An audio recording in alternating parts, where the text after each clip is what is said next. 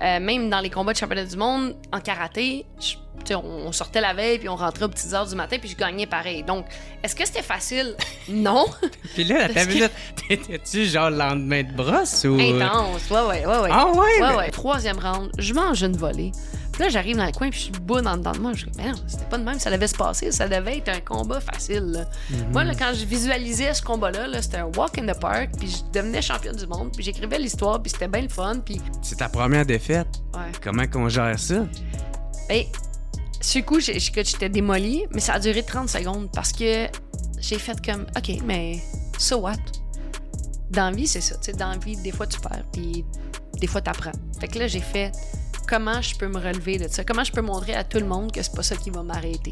Faire la finale, je veux repousser les choses.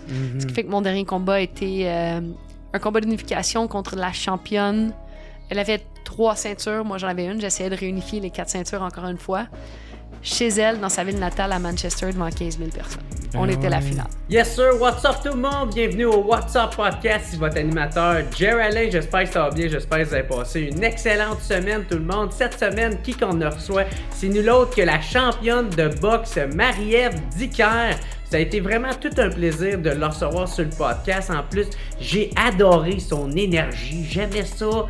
Comment qu'elle parlait de son enthousiasme. C'était vraiment très le fun. Puis, j'ai aimé aussi la vibe que ça a donné dans le podcast. Fait que bref, un gros merci à Marie-Ève Dicker d'être venue nous parler de son parcours puis de nous avoir répondu à toutes les questions que j'avais au sujet de la boxe. Puis, je crois que vous allez beaucoup aimer ça.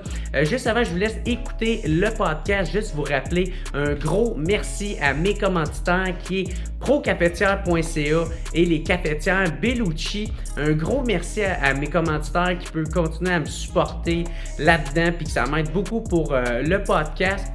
Fait que si vous savez pas c'est quoi, procafetière.ca, c'est eux autres qui s'occupent de tout ce qu'il y a le café. Fait que si tu tripes café, là, s'il y en a bien, là, style, ils sont incapables style, de avoir une bonne journée avec, si c'est pas avec un bon café, ben procafetière.ca, c'est tes amis parce que eux autres, c'est les experts là-dedans, ils connaissent tout ça. Puis si tu veux une petite bonne machine à café, va te pogner une Bellucci. Ça, c'est la Mercedes des cafetières, ok? Tu vas triper, c'est une qui est durable, qui est de qualité. Fait que va te pogner une Bellucci et fais-les au procafetière.ca. Fait qu'un gros merci à mes commanditaires. Mais juste avant que je vous laisse écouter le podcast, juste vous rappeler que si vous voulez m'aider là-dedans, si vous voulez vraiment m'aider avec le podcast, ben vous pouvez devenir membre au patreon.com/whatsuppodcast. Ça, en plus de vous permettre d'écouter tous les podcasts d'avance, ça va en plus m'aider avec une petite contribution financière qui est vraiment pas grand-chose pour vous autres. C'est 3-4 piastres. Puis pour moi, ça fait toute la différence. Fait que allez vous abonner au patreon.com/whatsuppodcast. Ou sinon, si tu veux m'aider, tu peux toujours le faire juste en t'abonnant à ma chaîne YouTube. Clique sur abonner, clique sur la petite cloche, laisse un petit commentaire positif, écrivez championne dans les commentaires parce que Marie-Ève Dicker, c'est une championne de son sport puis elle était écœurante cette fille-là. Fait que bref, un gros merci à mes commanditaires procafetière.ca et les cafetières Bellucci. Un gros merci à Marie-Ève Dicker, un gros merci à tout le monde qui me suit. Ou sinon quoi d'autre je veux dire, ah oui, je vais être en show le 10 août à Alma, puis j'ai plein d'autres dates chez le 8 novembre à Gatineau aussi. Les billets sont disponibles au jeralain.com, jer de r alain 2l. Fait que on se revoit la semaine prochaine tout le monde. Un gros merci et bon podcast. Yeah.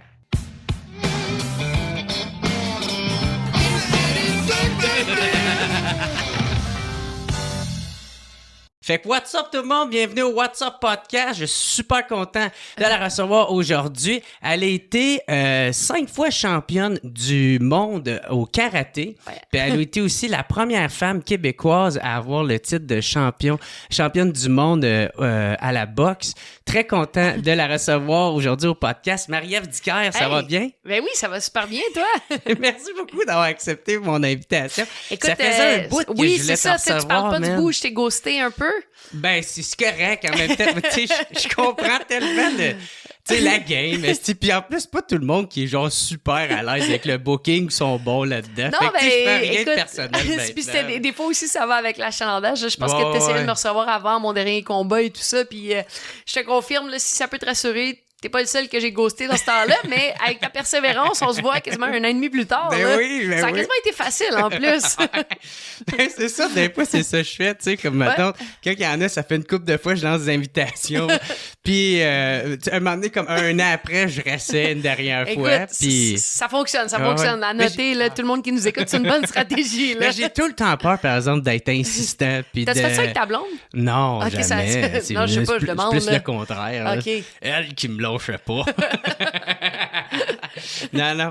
Fait que, mais en tout cas, je suis très content de te recevoir aujourd'hui. J'aimerais ça qu'on parle du commencement, dans le fond, parce que toi, ça, j'ai vu sur ton site Internet que tu as commencé la karaté à 6 ans, c'est Le ça? karaté à 6 ans, ouais. J'ai commencé Ouais, le karaté à 6 ans. Moi, j'étais une fan des Tortues Ninja, mais comme vraiment intense, là. Ah, ouais. Ouais, j'allais marcher avec ma mère, puis quand il y avait des bouches d'égout, j'arrêtais à chaque bouche d'égout pour voir si j'allais pas voir une des Tortues Ninja, puis des fois, j'étais comme...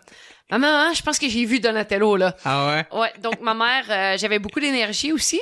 Puis ça paraît pas, là. Je vous l'annonce, là. C'est tout un scoop que je vous donne. Puis mon cousin avait commencé le karaté, donc ma mère a fait « Hey Marie, le karaté, ça te tente-tu? Ouais. » Puis je suis tombée en amour, là. Le karaté, ça a été vraiment mon premier sport. Ça a été l'amour de ma vie. C'est ce qui a fait, je pense, la personne que je suis aujourd'hui. Y avait-tu bien des filles dans ton cours ou t'étais pas mal la seule? Non, il y en avait quelques-unes, mais j'étais vraiment une des seules. J'étais toujours comme one of the boys. Un peu plus tard, par exemple, comme à l'adolescence, là, il y avait mon amie Marie-Ève Bakers, là, on a fait les 400 coups ensemble. Puis, mais plus jeune, j'étais vraiment une petite fille qui se tenait avec des gars parce que moi, j'aimais ça jouer au hockey, j'aimais ça faire du karaté, j'aimais me tirailler, T'aimais bouger, là. J'aimais bouger, donc moi, jouer au coin-coin puis faire des colliers, c'était pas tout à fait moi. Faire des tresses. Ouais, non, c'est ça, j'ai encore de la misère, là. Puis là, tu sais, c'était écrit aussi qu'avant 11 ans, t'as été championne du Canada. Ouais, j'ai gagné les championnats canadiens à, je pense, 10 ans et demi, 11 ans. C'était pour les 12 jeunes? ans et moins. Pour les 12 ans et moins, ouais, exact. Okay. Pour les 12 ans et moins. Comme Chris. Ouais, non, on va se donner une chance, là. Contre une femme d'âge mature. Non, mettons 12 ans et moins, là. Ouais, exact. Là, j'ai commencé tout de suite la compétition parce que moi, je fais rien pour le plaisir. En fait, mon fun, c'est d'être la meilleure. Donc, j'ai commencé la compétition, je pense que ça fait comme 3 semaines là, que je faisais du karaté. On avait fait la première compétition interne. Puis, moi, quand j'ai compris que je pouvais gagner, être la meilleure, puis faire ce sport-là, ça me parlait. Donc, j'ai tout de suite été rapidement là, sur les équipes de compétition. OK. Puis ça te remplissait là, d'accomplissement. Ben, ça me remplissait l'accomplissement. Ben, c'est ça. Puis c'est toujours un défi. Puis c'est toujours un peu l'adrénaline, la pression. Là, tu vas faire ton kata devant plein de gens. C'est comme si tu faisais un spectacle devant des inconnus. Après ça, ben, il y a le combat. Tu veux pas perdre. Tu veux gagner et tout ça. Donc, j'ai appris quand même assez rapidement le rapport à l'échec. Puis aussi la gestion de la pression, la gestion de la compétition. Donc, ça, pour moi, ça a été super formateur dans ma vie aussi. Là. La discipline, j'imagine? La discipline, je pense qu'avant tout, le karaté, on dit que c'est un sport, mais c'est avant tout un art de vivre parce que, oui, il y a le côté sportif où on va faire des compétitions, où on va travailler physiquement, mais il y a tout un ensemble de règles, il y a tout un ensemble de codes d'éthique qui entourent cette... Mais exact, c'est un sport, un art japonais. Donc, il reste tout le côté hiérarchie, tout le côté code de conduite, tout le côté respect des orientaux qu'on connaît, ben c'est appliqué au karaté. Donc, j'ai appris ça assez rapidement. Là, moi, de vous voyez, de pas arriver en retard, de jamais porter de chapeau, de saluer les gens, d'avoir un respect pour le dojo, l'endroit où on s'entraîne, d'avoir un respect, avoir une hiérarchie. Donc, de ghoster ces personnes qui essayent de t'inviter à leur podcast. C'est ça, mais 1 an plus tard, j'ai comme fait, ouais, le gars, il veut, là. Non, mais je te comprends tellement parce que moi, mon père, il était longtemps dans le karaté, tu sais, ceinture noire, 2e dan. Puis il était champion du Québec aussi, lui, quand il était jeune. Puis il s'est rendu quand même pas peu loin. Puis c'est ça, cet aspect-là, là, tu sais, de l'honneur, la fierté, puis le respect des règles, puis la discipline aussi, surtout. Là, ben, c'est super intéressant. C'est super important. Puis, tu sais, ça... On dirait, moi, je peux pas m'imaginer d'être autrement parce que c'est ce que j'ai toujours connu. Là. J'avais 6 ans, je veux dire, il n'y a pas de avant-après pour moi. Là. Ça a toujours fait partie de ma vie. Puis je pense que je l'ai réalisé, surtout quand j'ai transféré à la boxe plus tard, parce que moi, je pensais que tous les sports ou toutes les choses de combat, c'était comme ça que ça fonctionnait.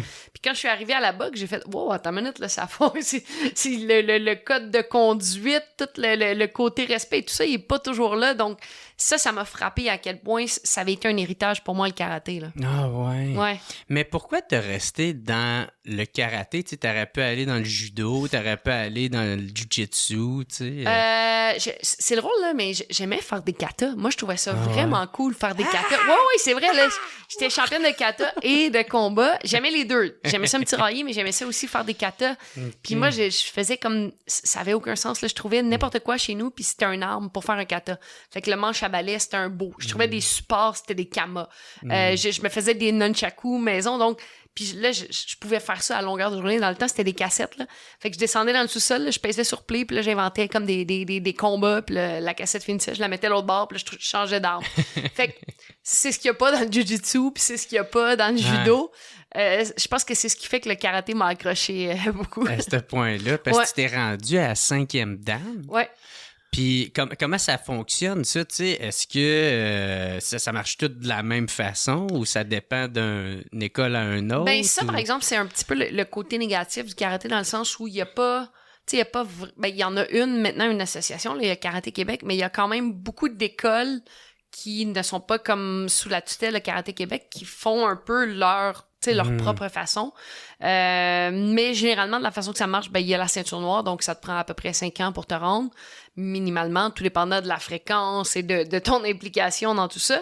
Puis ensuite de ça, pour chaque dan, c'est le nombre d'années. Fait que si, mettons, de ceinture noire à la première dan, c'est 1 an. Une fois que tu as la première dan, c'est 2 ans de plus. Okay. Une fois que tu as la 3e dan, c'est 3 ans de plus. Fait que comme 5e dan, c'est quasiment 12 ans...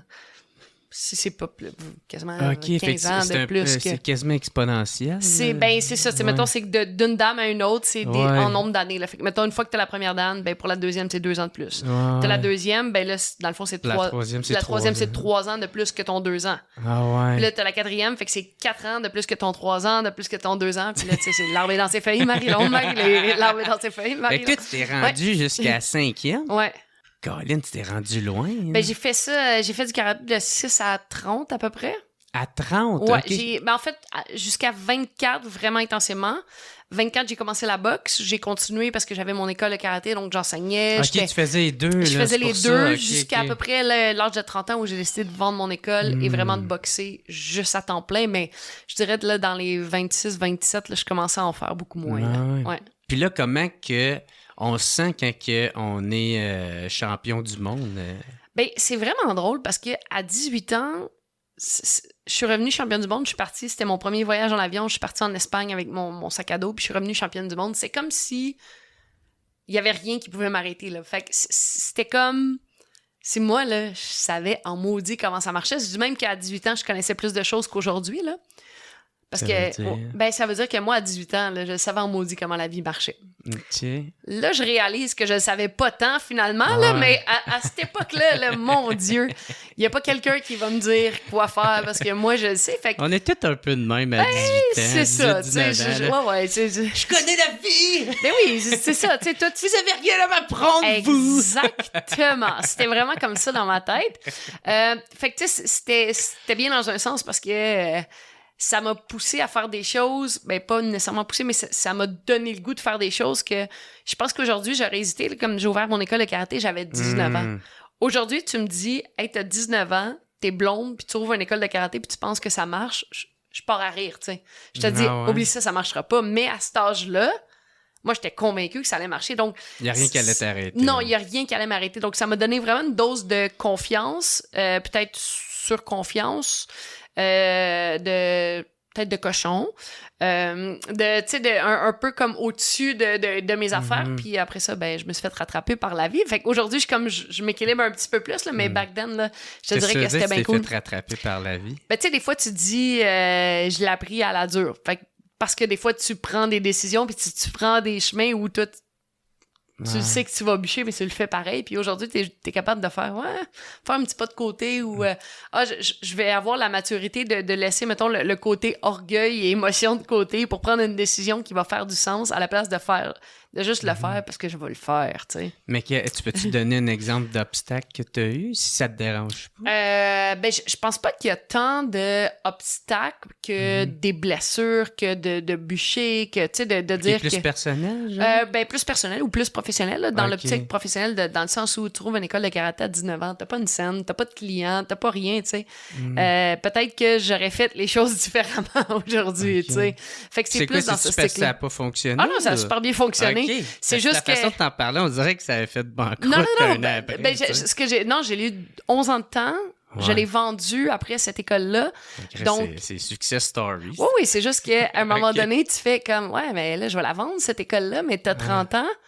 Fait que quand un moment donné, je boxais professionnellement, puis je voulais boxer à temps plein, mais j'avais encore ça qui me pesait sur les épaules parce qu'il fallait que je gère l'école, que j'enseigne, des responsabilités que j'avais, qui fait que, c'était tough, là, de boxer, là, parce que j'enseignais comme une trentaine d'heures semaine, plus la gestion de l'école, plus les compétitions, plus mes entraînements, plus mes combats. C'est ça. Fait que là, tu fais comme, Tu t'en viens que le problème, il n'y a pas assez d'heures dans une semaine. Exactement. Fait que, tu sais, c'est quand je dis, peut-être avoir fait les choses différemment, peut-être que j'aurais fait une carrière de boxe ou une carrière professionnelle avant de me lancer en affaires. Mais moi, je fais tout à l'envers à ma façon, puis surtout à cet âge-là. Ça peut-être d'avoir bien tiré. Ouais, ça va bien. Ça va pas mal, mes affaires. Fait que là, tu dis que t'es parti en pack-sac en Espagne pour aller... faire une compétition ou... Pour les championnats mondiaux de karaté, ouais. Ouais, c'est ça, t'avais ça en tête, c'est pas... je pars en j'étais qualifiée. Non, c'est ça, j'étais qualifiée. Là, j'avais gagné les championnats canadiens, donc j'étais qualifiée. Puis je suis allée représenter le Canada en Espagne. Donc, je suis partie pour mon premier voyage en avion. Là, j'étais avec l'équipe canadienne quand même, mais ça reste que ma mère était pas là. Puis c'est ça, j'étais prête à découvrir le monde. C'était ton premier voyage? C'était mon premier. Tu sais, j'avais voyagé au Saguenay, là, on en parlait. mais c'est la première fois que je prenais l'avion. J'étais bien dépaysé. Là, mais ça, au Saguenay... Du monde dessous. Non, là, c'est ça, là. J'ai rien contre les gens du Saguenay, là. Je vous aime d'amour, là. Vous avez des bons bleuets. Fait que, première compétition, comment ça se passe? T'es-tu confiante? T'es-tu stressée? Ouais, à ce temps-là, j'étais tout le temps super confiante. Okay. J'étais tout le temps bien confiante. Je suis revenue, comme je disais, championne du monde. Fait que je pense que ça a bien été. Puis c'est juste que... comme je l'ai dit, je pense que je réalisais pas l'envergure de ce que je faisais. Je sais pas si c'était de la naïveté ou c'était une surdose de confiance, mais moi, j'étais, moi le faire. Je suis là, moi le faire. Okay. Ça, moi le faire. Je suis encore un peu comme ça. Je te dirais qu'il y a mon copain qui est là pour me ramener souvent puis faire, ouais, on Marie. Ou mes amis qui sont comme, Marie, ça... Mais j'ai encore un peu ce côté-là de, on va le faire. On le fait. Tu sais, je suis toujours bien game de faire bien des affaires.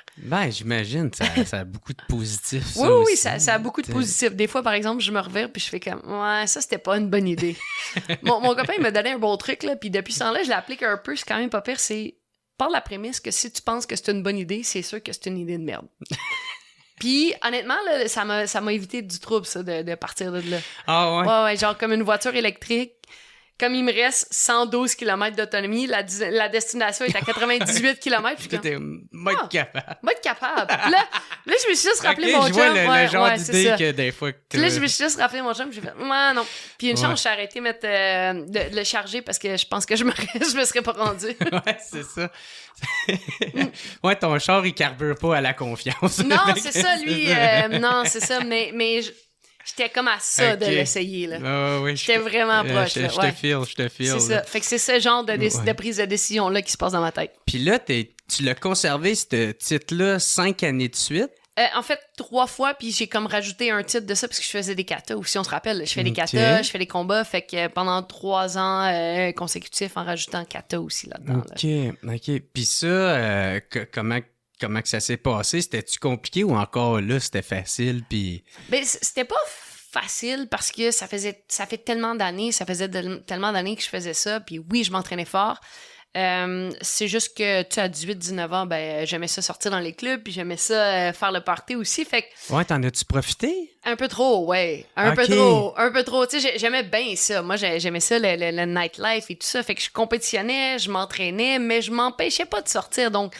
même dans les combats de championnat du monde, en karaté, on sortait la veille, puis on rentrait aux petites heures du matin, puis je gagnais pareil. Donc, est-ce que c'était facile? Non.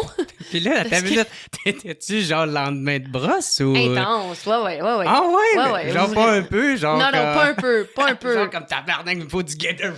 Ouais, c'est ça. Ou comme il fait soleil, faudrait bien que j'aille prendre ma douche pour aller compétitionner. Ouais. Mais je m'entraînais vraiment fort, pour vrai, je m'entraînais vraiment fort. Sauf que je gagnais pareil malgré ça. Ce qui fait que ça enlevait un peu le fait que c'était difficile parce que oui, je m'entraînais fort à l'année, puis je mettais des heures, j'étais tout le temps, je vivais dans l'école de karaté, là. J'étais tout le temps là, mais je faisais quand même beaucoup de party. Ce qui fait que quand j'ai commencé la boxe, j'ai compris rapidement que ça allait pas se passer de même, puis la boxe, j'avais pas le choix d'être à 100%. J'avais pas le choix de faire tous les efforts, tous les sacrifices. Puis c'est ce qui a fait que je suis vraiment tombée en amour avec la boxe, c'est le fait que je pouvais pas le faire à moitié. Comme le karaté, je suis pas en train de dire que je le faisais à moitié, là, surtout pas au début, mais à la fin, c'était un peu ça. C'était un peu... il manquait un peu de rigueur là, dans ma discipline et tout ça. Quand là, tu faisais tes championnats, est-ce que de karaté... T'étais à combien si t'étais pas à 100%? T'étais à 90%? Je pourrais pas te dire, parce qu'à cette époque-là, je pensais que j'étais à 100%. Je pensais que j'étais à 100%, mais je te confirme qu'avec le recul...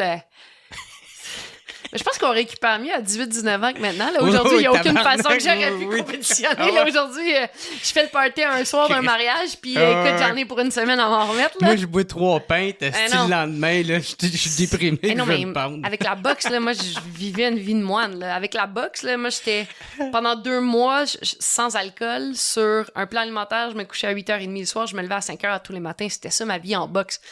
Donc, c'est pas comparable à ce que je vivais en karaté. Fait que c'est pour ça que je te dis, aujourd'hui, là, j'ai de la misère à m'en remettre, mais dans ce temps-là, j'étais à 100% dans ma tête, là. Puis c'était-tu juste genre party alcool ou il y avait d'autres affaires que Non, c'était vraiment party alcool. Moi, j'ai toujours été une fille qui aimait danser, qui aimait avoir du fun. J'ai toujours...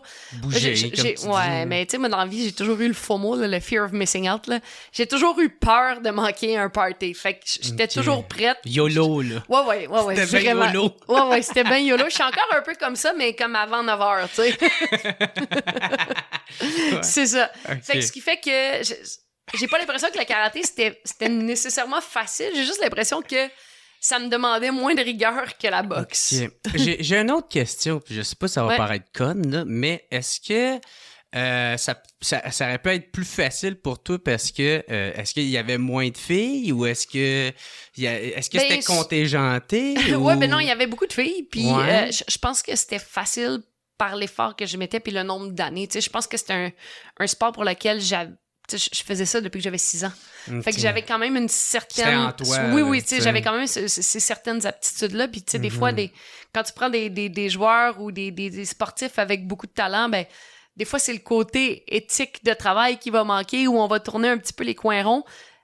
C'est un peu ce que je faisais avec le karaté dans le sens où j'avais des aptitudes qui me permettaient justement de passer au travers des compétitions puis de ressortir. Okay. Mais... Fait qu'il y avait bien des filles qui étaient là. Oui, il y en avait là, dans mes catégories. Là, oui. Puis ça, j'imagine champion du monde, mais à cette époque-là, fait que pour ça, je sais pas. Non, il y en avait beaucoup. Le karaté, il y a plus de... Le calibre, il était bon. Le calibre était très bon. OK, c'est ça. C'est ça. Cool. Fait que là, tu décides de... te faire une transition vers la boxe, mais t'as pas tout de suite été en boxe. T'as fait du kickboxing? J'ai fait un peu de kickboxing. En fait, je faisais du kickboxing parce que je voulais trouver une façon de m'améliorer encore en karaté. Puis je me disais, ouais, ben tu sais, c'est complémentaire avec le karaté. Fait que je vais aller faire l'entraînement de kickboxing pour le fun. Puis là, ben comme je peux pas faire un entraînement pour faire un entraînement, ben j'ai fait des combats de kickboxing aussi parce que ben j'étais dans le giron et tout ça. Puis déjà là, je commençais à avoir la piqûre pour le ring parce que c'est en kickboxing là, c'est 3 rounds de 3 minutes, tandis qu'en karaté, tu sais, c'est 1 round de 2 minutes les combats. Fait que là, ça me demandait déjà un petit peu plus. Moi, j'ai toujours été... Il a toujours fallu que je me challenge. Il a toujours fallu que je creuse plus loin. Jusqu'où je peux me pousser, jusqu'où je peux aller. C'est facile, parfait. Qu'est-ce que je peux faire de plus? Fait que c'est comme ça un peu que le kickboxing est arrivé là, dans ma vie. Puis là, tu as transitionné vers la boxe? Ouais, le kickboxing, c'est pas un sport qui sais, qui est super développé, qui est super populaire. Fait que tu fais vite le tour, il n'y a pas beaucoup de filles et tout ça. Puis là, je regardais les Jeux olympiques à la télé. Puis moi, j'ai toujours trippé sur les Jeux olympiques comme un peu Asperger. Je sais pas si t'as vu le film, là, Eddie the Eagle. Non. Mais pour les gens qui ont vu le film, là, c'est un peu moi. Tu sais, toute ma vie, je tripais sur les Jeux olympiques. Comme j'étais en maternelle, là, puis j'écoutais les nouvelles, puis j'arrivais à mon prof. « Madame Ginette, savez-vous, aujourd'hui, le Canada a remporté 2 médailles, dont une au 100 mètres. » Vraiment, là, ça a toujours été une obsession pour moi. Puis quand les jeux étaient décalés la nuit, je dormais sur le divan. Parce que je voulais pas manquer les médailles et tout ça. Là. Mais c'est ça, c'était vraiment obsessif, mon affaire. Puis là, à un moment donné, je regarde les jeux de, je pense que c'est Pékin en 2008. Puis là, je me dis, je peux pas croire dans ma vie que j'irai jamais aux Jeux olympiques. Tu sais, moi qui ai toujours trippé là-dessus. Ah, il y avait pas le karaté. Le karaté, c'était pas un sport olympique. Fait que, c'est le judo, je pense. C'est ça. Taekwondo, judo, boxe. Ah, fait que là, justement, ce qu'on m'a dit, ben, t'as le karaté, le judo ou la boxe. Je pense que je peux donner le meilleur coup de poing, je vais aller boxer. Donc, je me suis inscrite dans un gym de boxe et c'est ça qui est arrivé. C'est parti de j'écoute les jeux, puis je donne des bons coups de poing, m'aller boxer. Mon côté un peu naïf, on le fait. Mais t'aurais pu aussi mais peut-être à cette année-là. Ah, pourquoi t'as pas la UFC? Ça te tentait parce pas? que c'était pas super c'était pas super populaire. Je pense que Georges Saint-Pierre, il commence. Ben, Georges Saint-Pierre, il commençait, mais il n'y avait pas de filles. Fait que Ronda Rousey, ça a été vraiment plus tard. C'était dans ce temps-là qu'il disait « Il n'y aura jamais de femmes! » Ouais, c'est ça se peut. Fait que c'est pour ça que j'ai peut-être choisi la boxe. Ouais. Fait qu'à la base, j'ai choisi la boxe pour aller aux Jeux olympiques. Puis je suis tombée en amour dans ce sport-là quand je disais que j'ai besoin de me challenger tout le temps. J'ai vite compris que pour avoir le niveau que je voulais avoir, parce que moi, de me finir 3e, 4e ou des compétitions novices, ça m'intéressait pas, mais pour avoir ce niveau-là, il fallait que je fasse tous les sacrifices. Ouais, c'est ça. Il fallait que je sois prête à faire ce que personne d'autre était game de faire. Fait que c'est ce qui fait que j'ai fait comme, OK, mais j'y vais all-in, puis je suis tombée en amour avec le sport parce que justement, à chaque entraînement, à chaque round que je faisais, je laissais tout dans le ring. Puis ma vie était toute alignée aussi par rapport à ça. Fait que c'est là où je suis devenue un moine, tu sais. Ouais, c'est ça. C'est devenu un mode de vie. C'est devenu un mode de vie. Puis ça va avec mon côté excessif. Autant que j'aimais faire le party plus jeune que quand je suis arrivée en boxe puis que j'ai compris que ben, l'alcool, ça allait pas m'aider à faire mon poids puis ça allait pas m'aider à gagner des ceintures, ben j'ai fait OK, ben je boirais pas d'alcool. Ça, parce qu'il faut que tu fasses le poids. Il faut que tu fasses le poids, exact. Fait que l'entraînement, le campement d'entraînement, le camp d'entraînement où faut que tu te prépares physiquement, mais aussi toute la diète toute la diète qui vient pour faire le poids. Puis aussi, à un moment donné, tu réalises que quand t'es hangover, faire un 10 rounds le lendemain à manger des coups, c'est pas nécessairement la bonne affaire pour ton cerveau, tu sais. Fait qu'à un moment donné, tu fais OK, fait qu'on va mettre ça de côté. Après ça, tu te dis ouais, mais l'entraînement, t'as 2 entraînements par jour, fait que je vais me coucher un petit peu plus de bonne heure que quand on fermait le club à 3h du matin. Fait que là, à un moment donné, ben, tu te couches à 8h30, tu sais, 8h30, 9h. Et là, à un moment donné, ben, tu veux avoir un bon délai entre tes 2 entraînements pour être capable de faire une petite sieste puis récupérer. Fait que tu te lèves de plus en plus de bonne heure. Ce qui fait qu'en dernier, ma vie, moi, j'étais couché à 8h30 le soir, j'étais levée à 5h, je buvais pas d'alcool puis je mangeais mon plan d'entraînement. Tu faisais-tu que ça? Tu sais, quand t'as commencé? Quand j'ai commencé, non, j'avais mon école aussi, j'enseignais. C'est ça, j'enseignais. Puis c'est là où je dis, ben, tu sais, si j'avais fait les choses dans le bon ordre, ça aurait été moins difficile dans le sens où je me serais pas retrouvée à faire du 60-70 heures semaine pendant une couple d'années, tu sais, parce que fallait que je garde actif puis que j'essaie de développer ma carrière. Mais le moment où j'ai pu vendre mon école puis boxer à temps plein, ça a été game changer là, dans mes performances. Là, j'ai vu que ça fait... Ouais. Puis là, j'imagine que tu étais encore amatrice. Non, amateur. J'ai fait 50 combats chez les amateurs. J'étais sur l'équipe nationale et tout ça. Puis à un moment donné, je me suis blessée, donc un petit peu avant les qualifs. Ce qui fait que je perdais comme l'année de qualif. Et là, je pense que j'avais 28, 29. Puis là, je me disais, ouais, ben là, attends une minute, là, un autre cycle de 4 ans à mon âge... Ça me tente pas vraiment, donc c'est là où j'ai décidé de faire le saut chez les professionnels puis de continuer de vouloir devenir champion du monde, mais chez les pros, pas juste chez les amateurs. Parce qu'amateur, ça allait bien, là, tu sais, t'as gagné quoi? Québec, Canada, le tournoi Ringside. Ouais, j'ai gagné, c'est le championnat québécois. Boxe Québec qui t'a donné le prix de l'athlète de l'année. Ouais, ça allait pas mal jusqu'à cette blessure-là. Puis tu sais, à un moment donné, des fois, comme je disais, Des fois, tu t'entêtes à aller de l'avant puis tu pousses dans une direction, mais des fois, il y a des circonstances puis il y a des choses, puis de réévaluer les options puis de réévaluer le plan. J'aurais pu m'entêter à rester amateur pour aller aux Olympiques, d'avoir resté là 5 ans, puis pas d'avoir perdu 5 années de ma vie, mais de dire, OK, je l'ai fait pour l'avoir fait, ou de modifier un petit peu mon plan, de modifier un peu mon rêve, puis prendre une autre trajectoire qui allait me challenger un petit peu plus. Puis c'est ce que j'ai fait, tu sais, ça a été une blessure qui fait que, OK, ben là, ça se peut pas. Après, comment on se relève de ça, puis comment on peut trouver une nouvelle façon de se rendre à cet objectif-là. Est-ce que j'ai une question, excuse de te couper, mais... excuse-toi pas, parce que je peux partir en monologue bien longtemps. Puis, c'est ça. Est-ce que tu es obligé d'être amateur pour faire les Olympiques? Ou... pour faire les Olympiques, en fait, la boxe amateur, c'est la boxe olympique. C'est la même chose. Boxe amateur, boxe olympique, c'est la même chose. Et ensuite de ça, il y a la boxe professionnelle. Fait que si t'es pro, tu peux pas aller... Avant, non. Maintenant, depuis très peu de temps, depuis peut-être 1 an ou 2, là, tu peux le faire. Fait que tu peux revenir en arrière. C'est pour ça l'affaire de 4 ans. Là, c'est parce que les Olympiques, c'est aux 4 ans. Ben fait oui. C'est ça. Mais avant, tu pouvais pas aller pro puis revenir. Parce que si tu faisais ça, ils t'autorisaient pas. Maintenant, tu peux le faire. Sauf que l'affaire, c'est que en boxe olympique, c'est 3 rounds de 3 minutes. Quand tu boxes chez les professionnels, chez les femmes, c'est 10 rounds de 2 minutes. Chez les hommes, c'est 12 rounds de 3 minutes. Fait que quand tu t'entraînes pour faire un 10-12 rounds, c'est pas du tout le même entraînement que pour un 3 rounds.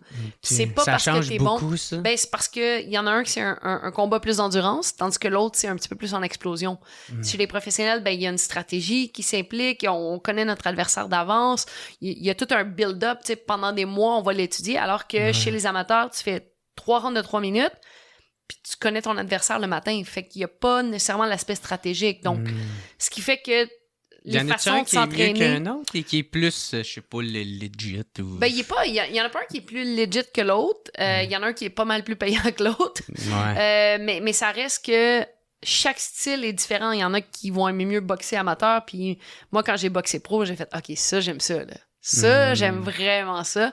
Donc, c'est un peu ça. Puis après ça, moi, je suis une fille d'endurance, je suis une fille qui aime analyser, ce qui fait que ma personnalité cadre beaucoup plus avec la boxe professionnelle, alors que chez les amateurs, des fois, je me disais, ouais, mais j'ai pas eu le temps, là. C'est fini, mais j'ai pas eu le temps, tu sais. Okay. Ce qui fait qu'à un moment donné, T'étais-tu moins encadré d'un amateur? J'étais moins bien encadrée chez les amateurs. Chez les professionnels, j'ai vraiment trouvé l'équipe. Puis j'ai vraiment appris à faire confiance à une équipe puis à comprendre que chaque personne a un rôle, puis quand t'as les bonnes personnes autour de toi, ben c'est ça qui va t'amener le plus loin. Donc, chez les pros, mon équipe... un bon plan, tu sais. Ça a été game changer, puis je l'ai toujours dit, moi, je pense qu'en boxe ou dans la vie, j'ai pas nécessairement plus de talent qu'un autre, là. Je pense que j'ai eu juste cette capacité-là à bien m'encadrer, puis à trouver les bonnes personnes pour me faire shiner, puis pour me permettre de développer toutes les skills que j'avais besoin pour gagner. Là. Tout à l'heure, tu as dit de quoi qui m'a marqué, c'est que tu as dit que quand tu étais au karaté, tu avais tout l'aspect genre respect, discipline, tout ça, puis quand tu étais arrivé en boxe, tu fais « Oh, shit, c'est crissement pas ça. » Non, c'est pas ça partout. C'est quoi tu voulais dire? Ben, tu sais, en karaté, là, je veux dire, t'arrives dans le dojo, là, c'est la place que tu t'entraînes. T'arrives dans le dojo, puis il faut que t'enlèves tes souliers, il faut que t'enlèves ton chapeau, il faut que tu salues. S'il y a quelque chose par terre, s'il y a une cochonnerie par terre, tu vas la ramasser. Puis comme en boxe, non, tu sais, tout le monde arrive, écoute, les gars, ils crachent dans le ring, ils se mouchent à terre et... J'étais comme, wow, attends une minute, là. Fait que là, j'étais comme, wow, là, c'est pas, c'est pas pantoute, la même affaire. C'est ça, tu sais, les souliers, à la limite, je comprends parce que, tu sais, t'as des bottes de boxe, mais mettons tes souliers dehors pour les marches dans le gym avec leurs souliers pleins de neige, puis là, t'es comme, oh, attends une minute, là. Fait que c'est pas du tout le même code d'éthique puis code de respect, là. OK, super. Dans ce sens-là, tu veux dire. OK. Puis là, c'est ça, tu fais le saut au professionnel, puis t'as remporté tes 14 premiers combats qui t'ont mené jusqu'à ton premier championnat de titre, tu sais. Ouais. Puis comment ça se passe, cette lignée de victoires-là? Tu sais, est-ce qu'encore une fois, t'avais un peu la même mentalité qu'au karaté de « ouais, c'est ça que je vais faire, je vais gagner, c'est ça, là, ben, ça s'en vient. » Je te dirais que c'était un peu ça. Après... tu sais, à ce moment-là, mon équipe était vraiment sharp, fait qu'on me ramenait quand même assez rapidement parce que moi, quand ça va bien, quand ça va trop bien, je deviens pas paresseuse, je suis juste un peu nonchalante, comme T'es trop confortable. Ouais, là. je suis trop T'es confortable. trop dans tes pantoufles. Je suis trop dans mes pantoufles. Fait que mes coachs ont toujours été vraiment bons pour me ramener comme à l'ordre, là. Puis, en même temps, c'est une bonne chose. Puis, c'est correct d'accumuler des victoires, surtout en début de carrière, parce que tu bâtis ta confiance et tout ça. Mais à un certain moment donné, c'est correct aussi de frapper ton nœud, parce que quand ton coach il dit Marie, attention, ta main est basse, puis qu'à toutes les fois, ben, t'es trop vite pour avoir la contre-attaque, tu fais ma main est basse. Pas grave, tu sais.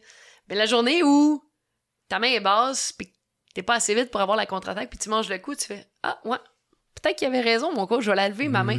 Donc, mes coachs, ils ont vraiment été super bons pour toujours me ramener, puis de me faire sortir de mes pantoufles, sortir de ma zone de confort, puis de me garder alerte là, pendant cette série de victoires-là. OK, fait que c'était pas genre une trop grosse confiance, puis t'as la tête enflée. Non, ça a jamais été nécessairement confiance ou tête enflée. Je dirais plus, même dans ma vie en général, quand ça va bien, là, je veux dire...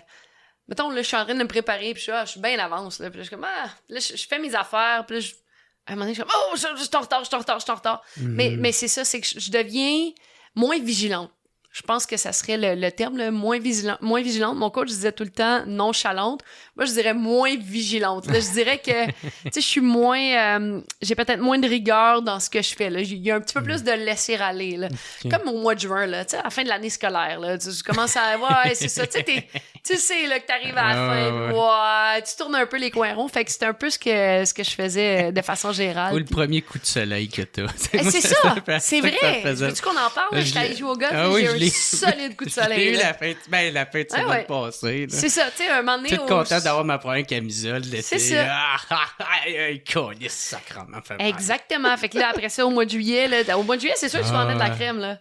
Mais ça reste que c'est un peu ça. Moi, j'ai ce tempérament-là de OK, je vais être là. Puis là, à un moment donné, I got this. Fait que ça a bien été, ces victoires-là. Il y en a-tu une là-dedans qui a été un peu difficile? Ben, ça a toujours été en dents de scie. Puis souvent, c'est ça. Tu sais, on voit la pointe de l'iceberg. Là, on voit toutes les victoires, on voit tout ça. Puis on est comme, Marie-Ève a encore gagné. Ah, c'est facile. Mais tu sais, le struggle au quotidien est là parce que tu restes en camp d'entraînement. Tu restes à la merci d'une industrie où il y a des reports, il y a des cancellations, il y a des changements d'adversaires. C'est un sport qui est difficile parce qu'à tous les jours, tu manges des coups de poing. Là. Tu t'entraînes à donner, à manger des coups de poing. Puis pendant que tu bâtis ta carrière, ben, tu dois bâtir aussi la popularité parce que la boxe, la réalité, c'est pas comme le Canadien de Montréal où on pourrait juste jamais avoir d'entrevue avec les Canadiens de Montréal. Tant qu'ils gagnent, on va les aimer. La boxe, il faut que les gens apprennent à te connaître, il faut que les gens veulent te suivre, il faut que les gens... Faut que tu sois charismatique. Ben, il faut amener les gens à acheter des billets, tu sais, parce que t'as beau gagner tous tes combats, t'as beau faire les meilleurs combats, s'il y a 2 personnes dans la salle, tu vas pas loin. Fait qu'il y a tout ce côté-là où tu dois être disponible pour les entrevues. Faut que tu vendes des tickets. Dans un sens, oui, tu sais, il faut que tu bâtisses la popularité autant que tu vas bâtir ta carrière dans le ring, puis autant que tu vas améliorer ta technique dans le ring. Il y a tout le côté promotion qui entre en ligne de jeu. Donc, ça reste qu'au niveau de l'horaire, au niveau de tout ça, c'est vraiment difficile à gérer. Puis, encore une fois, mon équipe a été incroyable pour le faire. Là. Toi, comment t'as trouvé ça, cet aspect-là? Marketing et vente d'étiquettes et tout ça? Moi, j'ai la facilité, je pense, à faire des entrevues. J'ai la facilité à être devant une caméra. J'ai la facilité à m'exprimer. Mais vendre des billets, c'est l'affaire que j'haïs le plus au monde. Quand tu me demandes de vendre quelque chose, là, ça marche pas pantoute, là. Fait que, moi, j'ai l'impression de quitter le monde. Ouais, exact. J'haïs ça à mort. Voulez-vous m'encourager pour mon voyage? Ouais, je suis comme un enfant qui fait une levée de ffonds, là. Je vais vendre des palettes de chocolat. Qui gagne ouais, c'est ça. Fait que c'est pas pour rien que j'avais une équipe, qui s'occupait un peu plus de ce côté-là. Moi, je vais faire ce que vous me demandez de faire. Là. Si vous me mettez devant une caméra puis j'ai une entrevue, ben je vais y aller puis je vais faire de mon mieux. Ouais. Mais après ça, je m'occuperai pas de la vente de billets puis je ferai pas de la promotion puis je ferai pas des annonces sur mes réseaux sociaux pour que vous achetiez des billets. Là, c'est ça. Ouais, non, je te comprends. Moi, tout, mais ça fait partie de la game. Oui, c'est ça. Puis quand t'es bien big, là, le monde, ils savent déjà t'es qui, fait que c'est plus facile. Ça mais se en fait début même de carrière, que ça. c'est pas ça pantoute, là. Non, exactement. Ouais. Est-ce que ça a été difficile parce que t'étais une femme? C'était-tu difficile de vendre des billets au début? De convaincre des amateurs de venir te voir? Je dirais que j'étais la première, puis ça a toujours été comme un avantage, puis ça a toujours été un inconvénient en même temps. Hmm. Un avantage, parce que vu que j'étais la première, il y avait un peu comme... Tu ressors du lot. Je ressors du lot, puis Ben tu sais, ouais. il y avait, les gens étaient curieux, les gens étaient curieux, les gens, les médias, au niveau, Ouais. tu sais, au niveau des coms et tout ça, les médias T'as ont fait plusieurs comme... victoires qui Ben, s'accumulent. c'est ça, fait que ça tu sais. pique la curiosité Ah, des gens. ouais. On veut voir où est-ce qu'elle s'en va, c'est la première et tout ça. Donc, je pense que c'était cool, c'était un avantage dans ça. Puis en même temps, c'était un inconvénient parce qu'il n'y avait pas de formule, il n'y avait pas de chemin tracé d'avance. On faisait les choses comme on pensait. Hmm. Parce qu'il n'y a pas de première, tu sais. Je veux dire, quand t'es un boxeur homme, tu sais à peu près, on va faire la promotion comme ça, on va, tu sais, après tant de combats, on va l'amener en championnat. Après, tu sais, il y a comme une espèce de plan, de marche à suivre, de déjà établi. Tu sais, après, oui, il y en a qui T'as vont une sortir idée du lot, de- mais t'as ouais. une idée de... Mhm. Tu sais, t'as un comparable. Alors qu'avec moi, t'en avais pas de comparable. Tu sais, ça gagne combien une fille qui boxe? Ben, on sait pas, il y en a pas eu. Ça rapporte combien une fille qui boxe? On sait pas, il y en a pas eu. Tu sais, on l'amène en combat de championnat du monde après quand? Ben, on sait pas parce que ça... Tu sais, avec les gars, il y a 5000 gars dans une catégorie. Les filles, il y en a pas 5000. Fait qu'on l'amène quand? Tu sais, Puis fait que- maintenant, du côté international, est-ce Ouais. qu'il y avait de plus une marche déjà qui était International, ça bougeait déjà plus, surtout avec UFC. Tu sais, on parlait de UFC, tout ça, puis l'UFC a vraiment ouvert la porte là, avec Ronda Rousey et tout Ah ça. ouais, Avec- il y a eu des répercussions Il y a eu à des la boxe? répercussions parce que c'est comme si à ce moment-là, avec tout le marketing autour de Ronda, puis comment les gens adhéraient à ça. Tu sais, les gens achetaient des billets, là, les gens achetaient des pay-per-view Ah pour les ouais. combats de Ben, Ronda. Chris, ça donnait des tabarnaks de bons combats, Ben, man. c'est ça. Fait que- Amanda Nunes là, contre Exact. Cyborg. Là. Ben, c'est ça. Sacrément, je repense encore. Ouais. Fait que ce qui fait C'est que... malade, À un man. moment donné, ça a fait comme, hey, mais on peut faire ça avec de la boxe aussi. Fait que ça a ouvert quand même ses portes-là. Donc, à l'international, c'était pas plus facile, là, parce que c'était pas nécessairement facile, mais il y avait déjà cette petit ouverture engouement, d'esprit. là. Il y avait déjà ce petit engouement-là. Puis je te dirais que les dernières années, au début, ça a commencé aux États-Unis, puis après ça, maintenant, c'est vraiment en Europe, où avec Eddie Hearn à Londres et tout ça, Matchroom, là, il y a vraiment un gros engouement, puis on met sur la boxe féminine, là, ça a aucun sens, là. OK. Ah, c'est cool, ça, Ouais, man. c'est très cool. Puis, est-ce que t'étais bien traité là-dedans?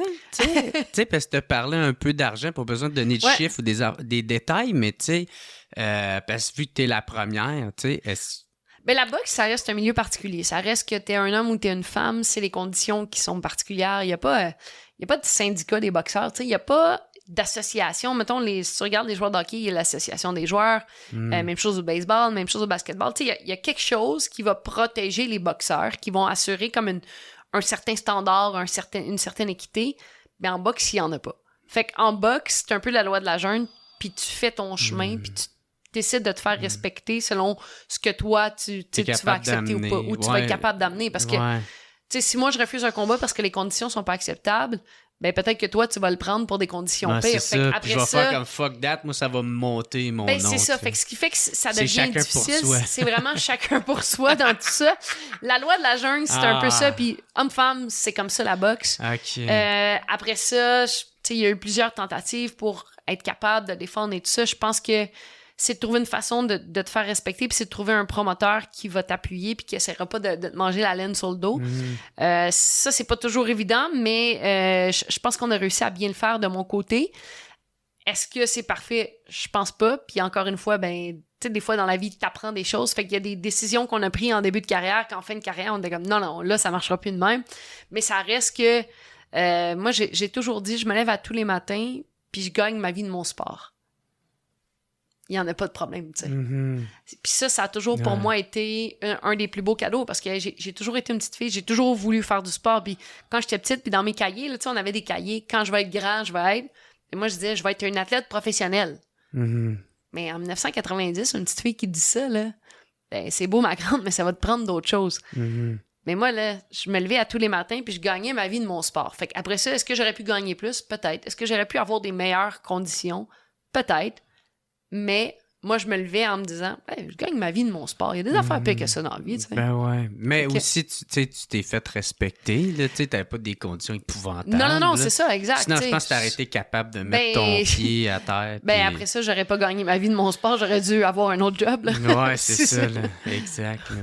Puis, tu sais, c'est ça, c'est une autre question, tu y réponds, ça te tente, là, mais tu sais, il y a comme des spéculations sur les promoteurs qui vont essayer trop de protéger leur boxeur pour le faire monter haut, tu sais, choisir des adversaires qui sait qui va battre, tu sais.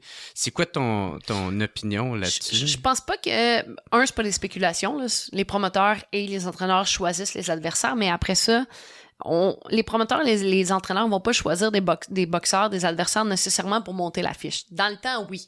Dans le temps, là, dans les années 50-60, parce qu'on voulait que le boxeur soit invaincu, oui. Aujourd'hui, souvent les entraîneurs, ce qu'ils vont regarder, c'est comment ce boxeur-là peut faire améliorer mon boxeur. Fait que moi, mon coach, il choisissait mes adversaires en début de carrière, puis il était comme, OK, ben Marie-Ève, elle a de la misère avec ça. Moi, il trouvait une fille qui boxe de même. Bon, ben elle a de la misère avec quelqu'un qui met de la pression. Moi, il trouve une fille qui met de la pression parce que... Ah, pour régler tes défauts, là? Ben, exact. Pour que chaque combat soit un apprentissage puis que chaque combat soit un build-up pour ton combat de championnat du monde. Parce que quand tu arrives en combat de championnat du monde, il faut que ton coffre à outils soit plein. Il faut que tu sois capable de boxer si une fille te met de la pression. Il faut que tu sois capable de boxer défensivement. Si tu te blesses en plein milieu de ton combat, il te manque une main, il faut que tu sois capable de continuer s'il te manque une main, sinon tu perds. Il faut que tu sois capable de boxer dans toutes les circonstances. Il faut que tu aies des outils puis que tu sois capable de les utiliser. Fait que souvent, c'est ce qu'on va faire. Après ça, il y a l'enjeu monétaire aussi parce qu'un promoteur qui va faire venir des boxeurs, ben, il y a toujours un budget, c'est lui qui le paye. Fait que si c'est pas un événement majeur, si c'est pas une grosse carte de boxe, le budget est plus petit. Ce qui fait que tu peux pas amener des champions du monde affronter tes boxeurs. T'as pas le budget. Et ça, depuis qu'on n'a pas de grosses locomotives, surtout au Québec, là, où dans le temps, on avait des Jean-Pascal, on avait des Adonis Stevenson, on avait des David Lemieux qui, eux, étaient tellement des grosses machines de promotion qui amenaient des réseaux de télé américains. Ce qui fait que le promoteur avait bien du budget pour organiser la carte parce que les réseaux de télé américains, là, ils arrivent avec un budget. Fait que là, t'as du budget pour faire venir des boxeurs et tout ça, mais quand t'as plus une machine comme ça, puis que c'est des réseaux locaux, ton budget n'est pas le même. Donc, t'as beau essayer... C'est quoi qui s'est passé? Ben, il y en a beaucoup qui ont pris leur retraite et tout ça. Puis mais il n'y a pas une relève, il n'y a pas... Moi, je pense que, tu sais, j'ai surfé un petit peu sur cette vague-là. Là. J'ai surfé sur les dernières années de Eledar Alvarez, de Adonis Stevenson, où Jean-Pascal était là un petit peu. Malheureusement, Lucian n'était plus là. Tu sais, les grosses vedettes de la boxe québécoise, malheureusement, on n'a pas été capable de trouver cette relève-là. Et ben, le marché a changé, le marché a évolué, ce qui fait qu'aujourd'hui, ben, tu veux organiser une carte de boxe, t'aimerais ça avoir un adversaire de qualité. Fait que tu vas pas nécessairement choisir un gars pour monter la fiche de ton boxeur, mais... Des fois, t'as pas le choix. T'as pas le choix à cause du budget, tu sais. Donc, je sais pas... Ou il y a une blessure. Ou il y a une blessure ou des choses comme ça. Tu sais, des fois, je pense que on est rapide à lancer les pierres par rapport à la qualité d'adversaire. Des fois, on a raison. Des fois, moi aussi, là, je regarde la qualité des adversaires puis je suis comme, ouais, mais ça, c'est un combat pour rien. Ouais. Mais je suis content que tu amènes cette nuance-là. Ben, c'est une nuance qui est importante parce que, aussi, d'un autre côté, les boxeurs sont payés quand ils boxent. Fait que si, mettons, là, il n'y a pas un gros budget, mais tu veux être capable de faire voir du combat à ton boxeur, tu vas être capable de le payer, ben, tu vas prendre peut-être un adversaire de second plan, mais tu vas lui donner une occasion de boxer, tu vas lui donner une paye, tu vas le garder actif. Fait il y a aussi cette nuance-là qui est importante. Puis en même temps, je me mets un peu dans la peau des gens. Je regarde des fois la qualité de l'adversaire puis je me dis, ouais, ben ça m'intéresse pas. Ce combat-là, j'irai pas. Fait que je trouve que c'est un peu un cercle qui est en train de se bâtir, puis j'ai hâte qu'on le brise parce que la boxe, c'est tellement un beau sport. Les fans de boxe au Québec, il y en a encore des vrais fans de boxe. Puis quand tu vas voir un combat de boxe live, il n'y a rien de plus cool comme sport, tu sais. Ben, tout spectacle live. Ben oui, c'est ça, exact. Là. Moi, je suis pas nécessairement... Je pourrais me mettre style Lady Gaga, que je me calisse. Ouais. Mais en live, je ferais comme... Hey, Chris, ça donne un show, le c'est calisse. Ça, exact. C'est vrai pareil, là. Ah ouais, c'est vrai pareil, là. Ouais. Fait que, on en revient à ta carrière. 14 matchs, combats que tu gagnes.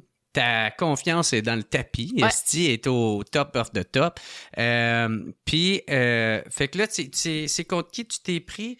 C'était Chris Namus. Ouais, Chris Namus. Puis, là, t'es-tu stressé à ça? Ou t'es encore, là, t'es gonflé à bloc? Puis... Je suis gonflé à bloc, stressé peu, mais tu sais, à ce point-là de ma carrière, je travaille avec un psychologue sportif, j'ai mon équipe autour de moi, donc je suis quand même en confiance. Parce que c'est ton premier combat, j'ai oublié de le dire, pour une ceinture, Ouais, pour un titre mondial. En fait, j'avais boxé en championnat nord-américain, mais c'était le premier combat, mon premier combat de championnat du monde, c'était au centre Vidéotron. C'est ça.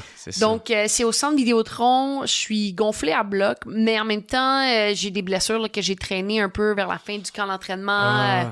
Fait que, tu sais, il y a ça qui te joue, mais tu te dis que, le soir du combat, là... C'était pas gagné d'avance. Ouais, non, c'était gagné d'avance dans ma tête. Ah ouais? Ouais, dans ma tête, c'était gagné d'avance. Ouais. Ah ouais. Mais, tu y vas all-in et tout ça, puis c'était tellement drôle, puis pas drôle, là, je me rappelle, j'avais... mon cou, il barrait tout le temps dans ce temps-là, puis j'avais... Tu sais, je dormais presque pas, genre, je me réveillais souvent dans la nuit pour prendre des Robax et tout ça.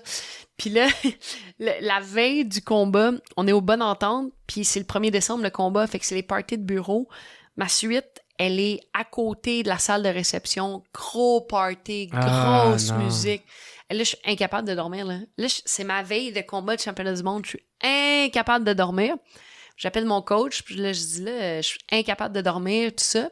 Puis les Ukrainiens, les autres adversaires qui étaient là, eux, ils changeaient d'hôtel. Là. Fait que tu voyais, ils partaient avec leur valise, ils changeaient d'hôtel parce que ils pouvaient pas endurer ça. Ben, tu veux dormir avant ton combat, là. C'est la veille de ton combat, le championnat du monde. Fait qu'eux, ils changeaient d'hôtel. Fait que mon coach commence à appeler dans plein d'hôtels. Tous les hôtels sont pleins. Là, finalement, mon nutritionniste, lui, sa chambre est comme au 3e étage. Fait qu'il dit, hey, on va switcher. Moi, j'entends pas la musique. On va aller dormir dans ta chambre. Parfait. Puis là, je me ramasse dans la chambre de mon nutritionniste. Lui, il prend ma chambre en bas. Puis là, j'écoute la TV. Puis là, je me dis, Marie, relax. Ça va bien aller. On change les idées. Puis ça. Donc, émission spéciale demain au Centre Vidéotron. Gros combat de championnat du monde. Ouais. Sacrément. Ouais. Mais fait que finalement, tu sais, ça, c'était ma nuit d'avant le combat. Je pense que j'ai dormi comme 4-5 heures. Mais avec l'adrénaline, tu fais, OK, let's go, on y va. 4-5 heures, c'est pas si pire que ça. Ouais, quand t'es rendu habitué de dormir des 8-9 heures, 4-5 heures dans le temps du karaté, j'aurais fait, y a rien là, tu sais. Mais là, quand tu es habitué de dormir des 8-9 heures, c'est comme... Mais c'est peut-être environ ça, je dors par nuit. Non, c'est ça, c'est peut-être ça. C'est peut-être ça le problème. Je me réveille automatiquement après 5 heures. Ouais, non. Puis là, il faut que je me force de me coucher, tu sais. Puis là, des fois, je peux dormir un autre heure, me réveiller, un autre heure, me réveiller. Non, moi, c'est un bon 7-8 heures consécutifs. Pour être en forme. Là. Mais c'est ça, fait que bref... puis ce qui était particulier, c'est que je faisais la demi-finale, mais en fait, Adonis Stevenson, qui boxait sur cette carte-là, lui, était la finale sur le réseau de télé américain. Ce qui fait que lui boxait avant moi, et moi, j'allais boxer après lui pour fermer le show ici au Québec, puis sur le canal Indigo. Fait qu'en vrai, j'étais la demi-finale, mais à cause de l'horaire, c'est ça, exact. À cause de l'horaire, puis parce qu'Adonis boxait sur un pay-per-view américain, ben il faisait boxer avant moi. Fait que c'est Adonis dans le ring, puis là, il arrive le combat d'Adonis, le gros accident de Adonis. Fait que moi, je vois Adonis. C'est la même soirée? Ouais, c'est ce soir-là. Ouais. Fait que là, moi, je suis avec Eleider Alvarez, qui est mon partenaire d'entraînement, un ami à moi. Il est dans mon vestiaire, puis ça fait peut-être 2 ans que Eleider est aspirant numéro 1 à Adonis, puis Adonis, il l'affronte pas et tout ça. Donc, moi puis Eleider, on fait comme... Yes, tu sais, genre, voulant dire, là, ça veut dire que, toi, tu vas l'avoir, ta chance, là. Parce que là, il pourra pas se sauver encore, il a perdu. Fait que là, il sort du ring et tout ça. Moi, je me dis juste, Marie, lève tes mains, tu sais, c'est un champion, puis il a quand même perdu. Mais lui, il est sorti du ring, je l'entends dans le vestiaire, parce que le vestiaire, il y a un panneau de bois qui nous sépare. Fait qu'on est dans le même vestiaire. On sait pas encore On sait pas du tout. C'est ça, là. On sait pas du tout. Fait que là... Je l'entends, son équipe l'applaudit, hey, c'est pas grave, champ, on va se relever, tout ça. Fait que moi, dans ma tête, je délite un peu ça, puis je me mets à me réchauffer. Là, un moment donné, on entend bang! Il y a comme une cohue, mais je sais pas. Moi, je suis pris à part, puis on m'amène vers le ring. Fait que là, j'arrive pour marcher vers le ring, le DJ se trompe de chanson. Là, je regarde mon coach, je dis, pas ma toune.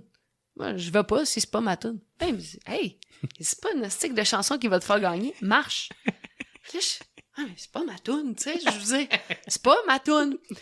Fait que là, OK, je prends une respiration, puis je marche. Le centre Vidéotron est silencieux total. Là. J'ai aucune idée de ce qui se passe, mais on entend une mouche voler. Là. C'est pas normal. Là. Combat commence, premier round, ça va pas bien, elle cogne fort. Deuxième round, je commence à revenir un petit peu dans le combat. Troisième round, je mange une volée.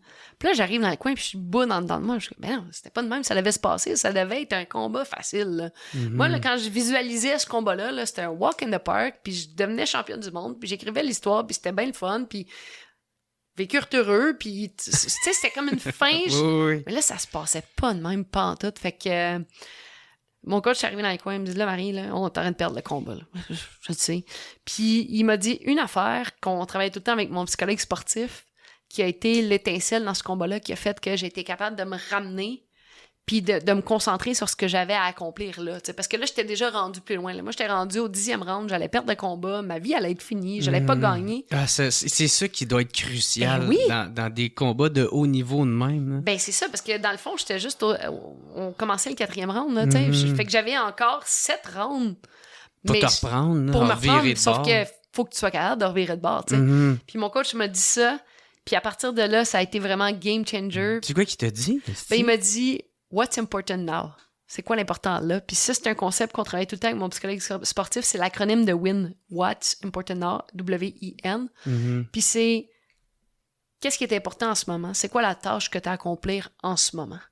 Pas dans 6 rounds, 7 rounds, 8 rounds. Qu'est-ce que tu as à faire là? C'est quoi là en ce moment? Puis là, je dis mes mains hautes à droite.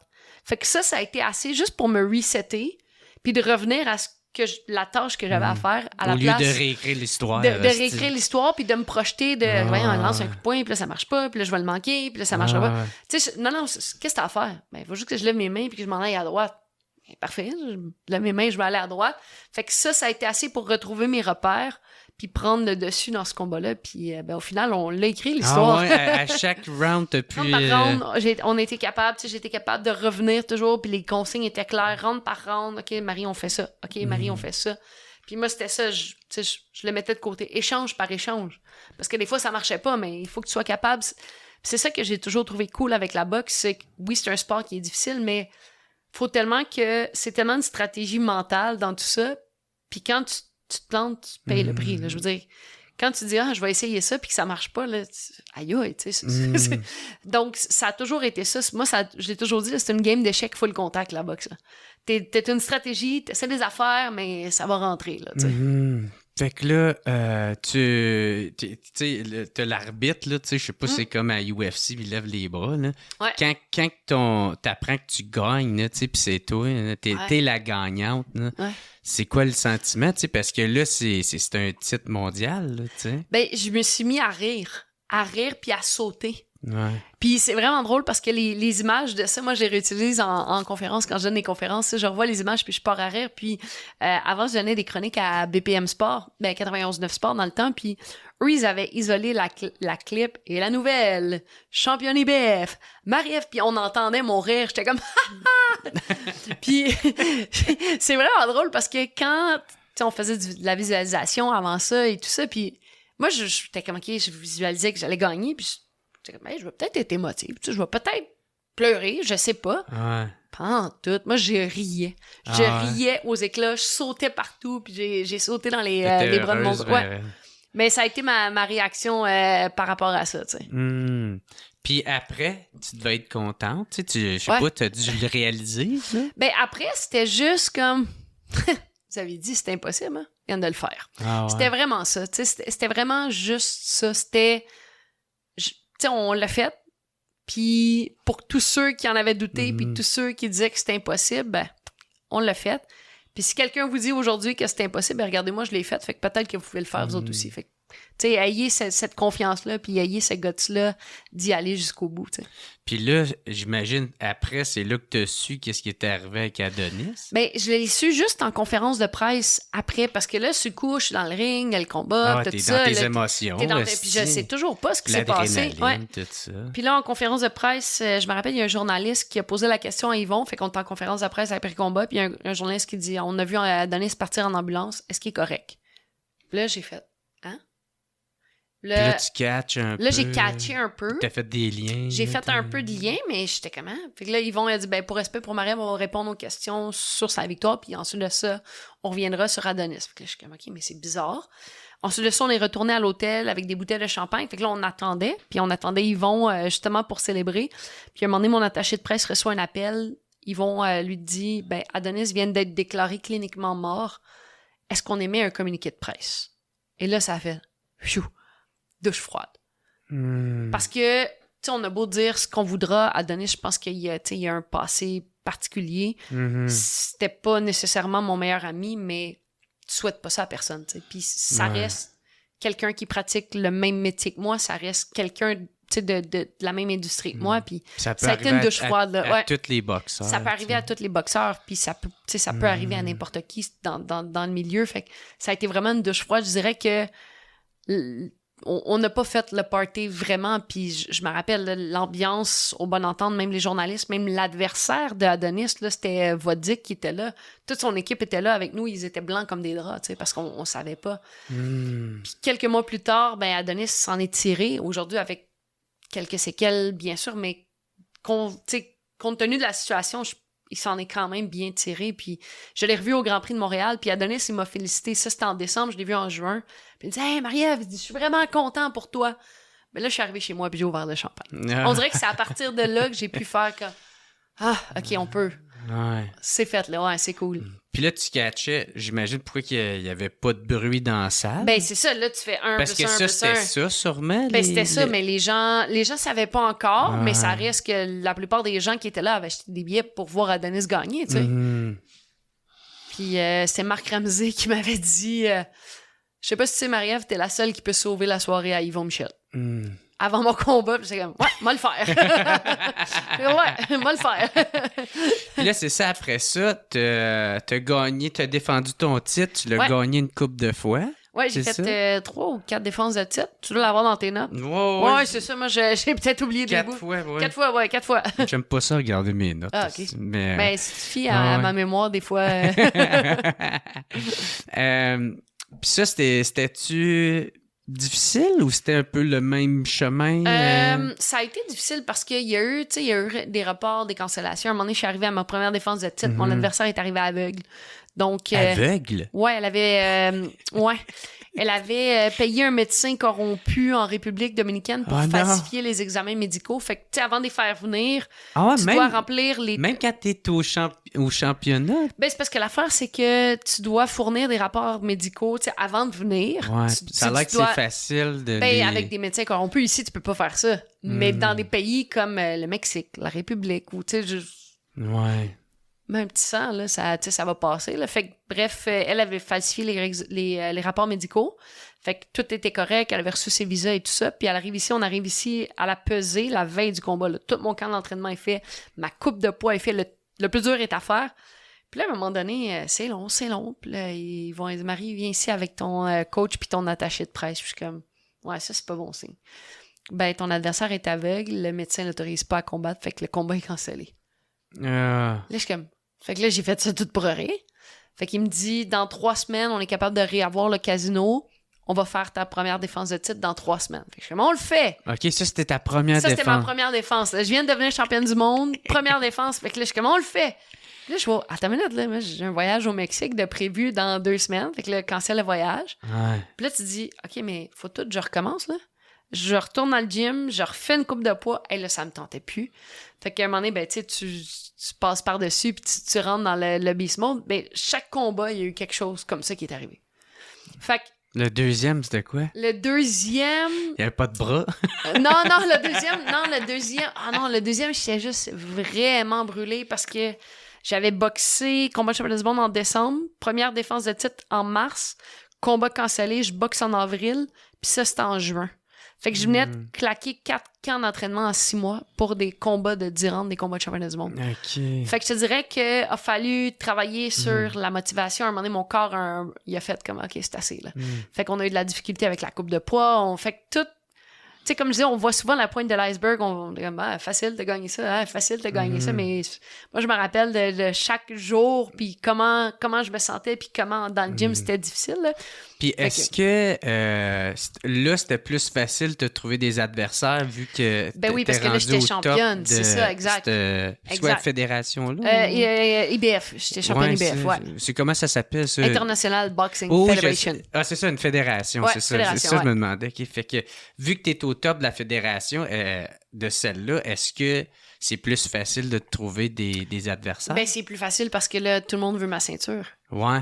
Fait que ça, c'est cool parce que t'as une cible dans le dos, puis en même temps, c'est un couteau à double tranchant parce que c'est toi qui es en haut.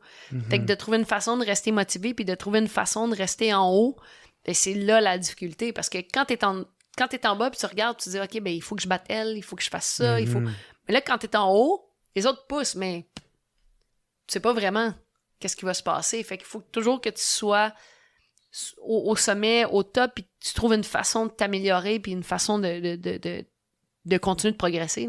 Là, tu sais, là, maintenant, ton promoteur, il peut pas...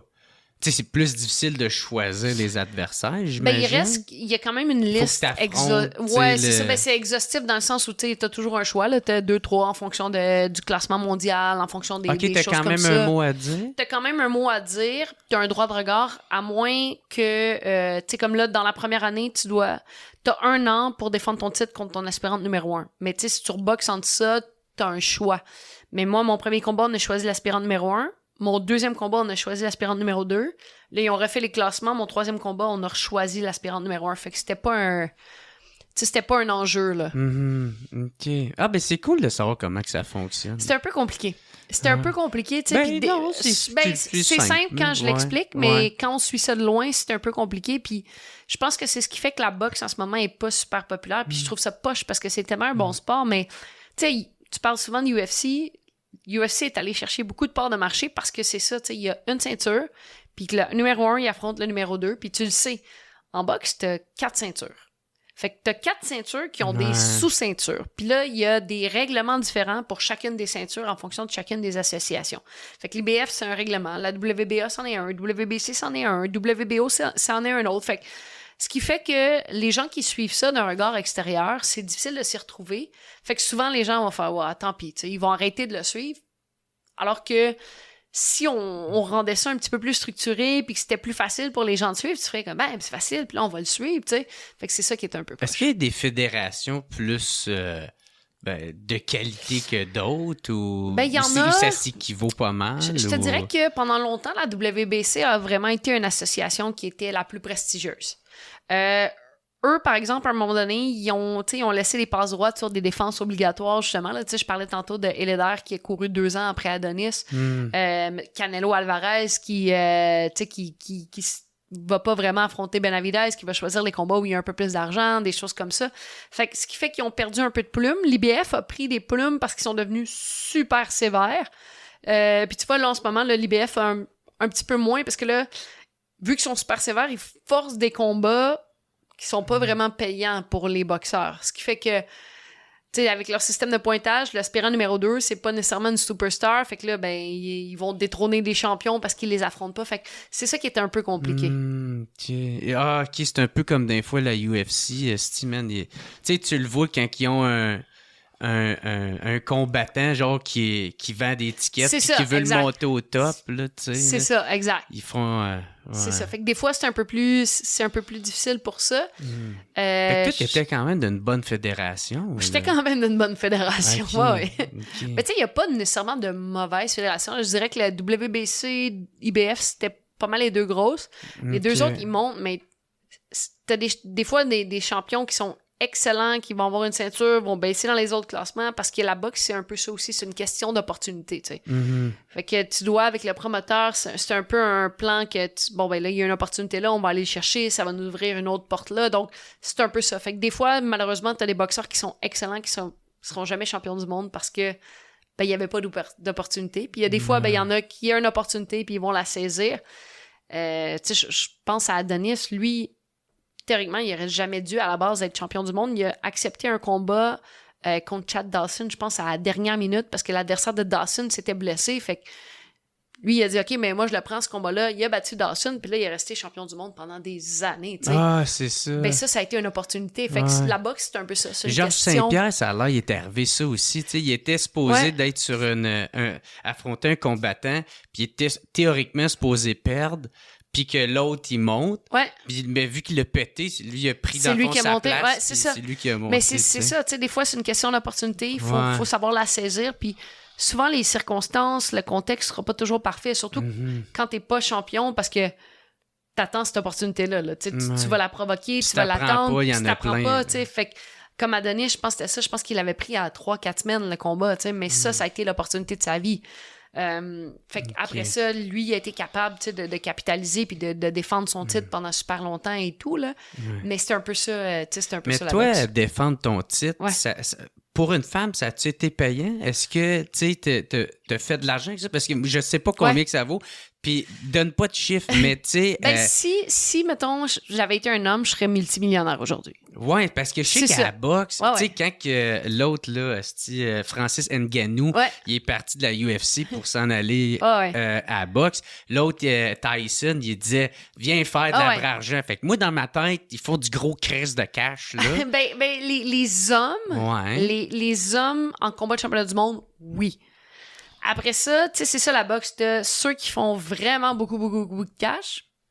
Parce qu'ils sont au top. Puis toutes les autres qui mangent des sandwichs au beurre de peanut, tu sais. C'est ça, OK. Fait que c'est un peu ça. Fait que moi, l'envergure des combats que j'ai fait, des combats de championnat du monde, des combats d'unification, si j'avais été un homme, j'aurais été multimillionnaire. C'est-tu parce que tu vends moins de tickets que eux autres? Tu sais, le sport professionnel, c'est du marketing. Tu sais, c'est la loi de l'offre et la demande. Je veux dire, le sport féminin, on en parle aujourd'hui. On en parle, il y a l'équipe de hockey montréalaise, là, maintenant on parle d'une nouvelle équipe de soccer et tout ça.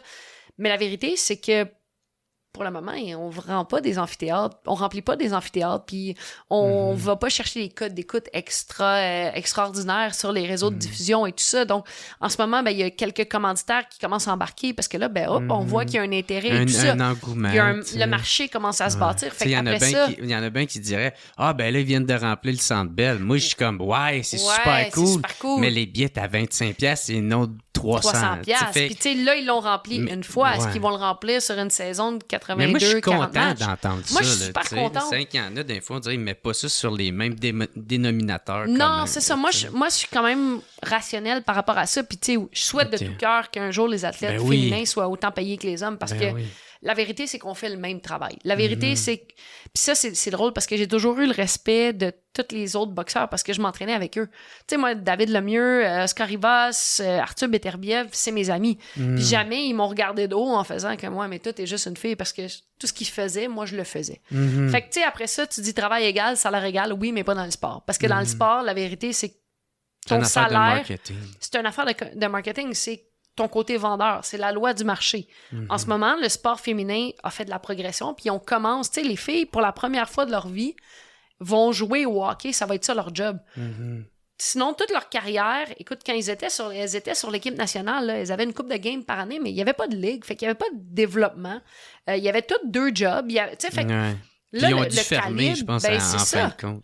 Mais le calibre va augmenter. Là, les filles sont payées il faut leur laisser la chance. Là. Moi, des fois, j'en attendais. Je sais pas si t'écoutes le hockey, là, mais j'en attendais bien faire « Oh, mais on dirait que c'est du Pee-Wee 2A, des juniors. » Non, mais Chris, la NHL devait être ça au début, tu sais. Laisse-leur le temps. Là, ces filles-là vont inspirer d'autres filles qui vont faire comme « Ah, Chris, il y a des possibilités. » Puis là, ils vont se lancer là-dedans. Dans 10 ans, il va peut-être avoir des... Puis là, le calibre va monter, ça va devenir juste mondial. En boxe, là, c'est fou, le calibre monte avec l'arrivée des femmes aux Jeux olympiques et tout ça. Fait puis de plus en plus, on va entraîner les athlètes féminins comme on va entraîner les gars. Tu sais, avant, un athlète féminin, c'était comme un sous-athlète. Tu sais, il y a pas si longtemps que ça, là, Pierre de Coubertin, là, qui est le précurseur des Jeux olympiques modernes, disait que une femme musclée, c'est une disgrâce pour l'homme. Tu sais, c'était un peu ça. Aujourd'hui, on s'est rendu compte que non, tu sais, on veut que les filles restent dans le sport. On veut que les filles restent dans le sport, ça leur prend des modèles. Parce que la vérité, c'est que les jeunes filles, le taux de décrochage de jeunes filles dans le sport, là, à 11-12 ans, là, ça chute, là, c'est drastique. Tu sais, on s'entend que pour la santé, pour la vie en général, je parlais de mon karaté, ça a été formateur, tous les plus grands leaders de ce monde, c'est souvent des athlètes de haut niveau qui ont été retraités parce que tu apprends tellement. Moi, ma blonde, tu sais, excuse de te couper encore, mais ma blonde, j'ai trouvé ça épouvantable. Elle faisait du cross-country, là, tu sais, elle courait beaucoup. Puis elle a arrêté quand elle a commencé à avoir des seins parce que elle a fait comme c'est plus pour moi. Ben, c'est ça. Tu sais, j'étais comme quoi, c'est l'inconvénient? Non, c'est parce que c'était plus pour moi. Mais il y a tellement quelque chose à l'adolescence. Tu sais, à l'adolescence, c'est la période la plus dure de notre vie. Là, on va se dire les vraies affaires. Là, mais moi, je trouvais ça épouvantable. Tu sais, qu'elle aimait ça. C'est pas parce qu'elle aimait pas ça. Mais combien de petites filles vont arrêter de faire de la natation parce qu'ils vont avoir leurs règles. Puis là, ils sont gênés dans la piscine. Mais tu sais, c'est ça. Puis les gars, c'est la même chose. Tu sais, combien de gars vont arrêter de faire du sport parce que c'est pas cool, ils vont aller traîner au parc à la place. Ils sont tout embandés d'un... Ouais, non, mais tu sais, c'est ça. Ou, mettons, ils vont aller chiller dans un parc à la place, ou, tu sais, des choses comme ça. Il y a quelque chose à l'adolescence qui fait que, tu vas décrocher, mais la vérité, c'est que pour la société en général, tu veux que les jeunes restent dans le sport, les gars comme les filles, parce que ça. Autant au niveau de la santé, prévention des maladies, la forme physique, que tout l'aspect formateur, le rapport à l'échec, la persévérance, l'éthique de travail, la discipline, t'apprends ça dans le sport. Fait que, tu sais, moi, je pense que on s'en va vers une société qui veut être égalitaire. T'sais, on veut que les femmes aient leur place. Puis, tu sais, tous les papas, toutes les oncles qui nous regardent aujourd'hui, qui voient leur petite nièce ou leur petite fille, puis tu te dis... Hey, moi, je veux donc qu'elle apprenne dans la vie, puis je veux donc qu'elle fasse ce qu'elle veut. Fait que je pense qu'on est rendu là. Le sport féminin s'en vient là parce que on a cet éveil-là, mais il faut donner le temps. Fait après ça, oui, j'ai fait de l'argent. J'ai pas fait des millions. J'ai bien vécu ma vie, mais j'ai fait quand même une belle argent par rapport au marché. Le marché va grossir, puis plus on va acheter des billets, puis plus quand l'équipe de Montréal va venir, ben peut-être que l'année prochaine, les billets vont être à 40$. Peut-être que ça va être rempli encore, puis ça va être exponentiel. Budget, fait que je pense qu'on peut pas juste dire ça prend un salaire égal, parce que ça fait pas de sens. Tu peux pas donner un salaire de... Tu sais, mettons, tu peux pas avoir, je vais dire ça, 300 000 de revenus, puis donner l'autre base 600 000 de salaire. Tu sais, à un moment donné, faut que ça équivaut. Fait que je pense qu'il faut grossir le marché, puis les salaires vont suivre. C'est ça, puis laisser le temps. Laisser le temps. Ben oui, je suis très d'accord avec toi. Fait que là, c'est ça. T'as la suite de victoires que tu défends ton titre. Mais là, malheureusement, il arrive ta première défaite. Ouais. Puis ça, c'était un gros combat. Moi, tu sais, je comprends pas encore toute l'ampleur. C'était gros comment, ça? Parce que c'est comme les 4 fédérations ensemble pour le même combat, là. Tu sais, fait que tu te battais. Il n'y a aucun Québécois, homme-femme, qui a jamais fait ça. Ah ouais. Fait que c'est cette ampleur-là. Ah, Barney, good job, quoi. Mais je l'ai pas eu. Encore liste, tu t'es rendu jusque-là. Ouais, déjà moi, là. je trouvais pas ça assez de me rendre jusque-là. Faut J'aurais aimé ça gagner, là. Mais... Si t'es l'athlète, faut pas penser de même, parce qu'il faut tout le temps que tu gagnes, mais moi, c'est good job, tabarnak. Ouais, c'est ça, vu de même. Excuse-moi. Alors, fait que, c'est ça. Peux-tu me dire, c'était quoi la grosse ampleur de en fait, ce qui était huge de ce combat-là, c'est que Clarissa Shields, elle a été double médaillée olympique. Elle a gagné 2 fois la médaille d'or. Elle a fait le saut chez les professionnels. Elle avait gagné les 4 ceintures à 168 livres. Elle a descendu de catégorie de poids. Elle a gagné les 4 ceintures à 160 livres. Elle a descendu de catégorie de poids pour essayer d'unifier les 4 ceintures à 154 livres pour écrire l'histoire. Puis moi, j'avais une ceinture. Je l'avais, celle qui manquait. Puis toi, t'as monté. Ouais, exact. Parce que toi, t'étais à 140. J'étais à 147. 147. J'ai monté à 154. Je suis devenue championne du monde à 154. Puis Clarissa baissait de 2 catégories, de 168 à 154. Toi, qu'est-ce que tu penses de ça, la coupe de poids de même? Si tu legit ou... Ben, je pense que c'est important de le faire bien encadré. Moi, je trouve que moi, je pense qu'il devrait avoir le combat la même journée. Ben, l'affaire, c'est qu'ils l'ont essayé. Ils l'ont essayé, ça, mais les athlètes sont un peu épais parce que ils déshydrataient quand même. Fait que, tu sais, ils déshydrataient quand même, ce qui fait qu'il n'y avait pas le temps de réhydrater. Donc, le taux d'accident, le taux de blessures ont été plus grands. Fait qu'ils étaient trop cons. Ils étaient trop cons, fait qu'ils ont fait comme on va les laisser être cons. Parce que on va ramener ça. Ben oui, parce qu'à un moment donné, tu vas quand même prévenir des accidents. Puis c'est un peu un cercle vicieux parce que l'affaire, c'est que si, mettons, moi, je dis, OK, non, moi, mon poids, mon walk-around weight, là, c'est 160, ben je vais boxer à 160. Ben, c'est parce que dans le ring, je vais affronter une fille de 185 livres. Là. Fait que c'est aussi, sinon plus dangereux que de couper mon poids. Là où c'est important de le faire, c'est de bien le faire. Fait que si tu le fais tout croche, si tu le fais trop d'avance, c'est là où les blessures vont arriver, ou c'est là où c'est dommageable. Fait que je pense que c'est important de bien le faire. Après, il faut trouver des règles pour le faire. Il y a la WBC qui a commencé à trouver des pas pires règles pour le faire, puis c'est rare parce que il y avait juste l'IBF, parce que l'IBF a décidé de mettre une pesée du lendemain. Fait que le lendemain, t'avais pas le droit de peser plus que 10 livres que la veille. Ce qui fait que si tu déshydratais trop, ben là, t'étais pas capable de reload comme il faut pour ton combat. Mais là, l'affaire, c'est que les gens ont commencé à plus boxer pour la ceinture IBF. Fait que, mettons, tu boxais pour 2 ceintures, WBC, IBF, tu disais, je vais laisser faire l'IBF, je vais me concentrer sur celle-là. Fait qu'il faudrait que les 4, ils s'entendent là-dessus. Ouais, c'est ça, mais en boxe, de tout s'entendre puis d'avoir une ligne directrice, c'est pas la force du sport. Fait que, bref, ça, c'était un peu... Ils ont essayé, c'était un peu... La WBC a bien fait parce que eux, ce qu'ils ont décidé de faire, c'est une pesée de 30 jours où tu dois pas peser plus que 15% de ton poids. 15 ou 20% de ton poids. Ensuite de ça, tu as une pesée de 15 jours où c'est 10% de ton poids. Pesée de 7 jours, 7%. Pesée de 3 jours, 5%. Fait que là, si tu déshydrates 30 jours, 15 jours, t'arrives au combat, t'es mort.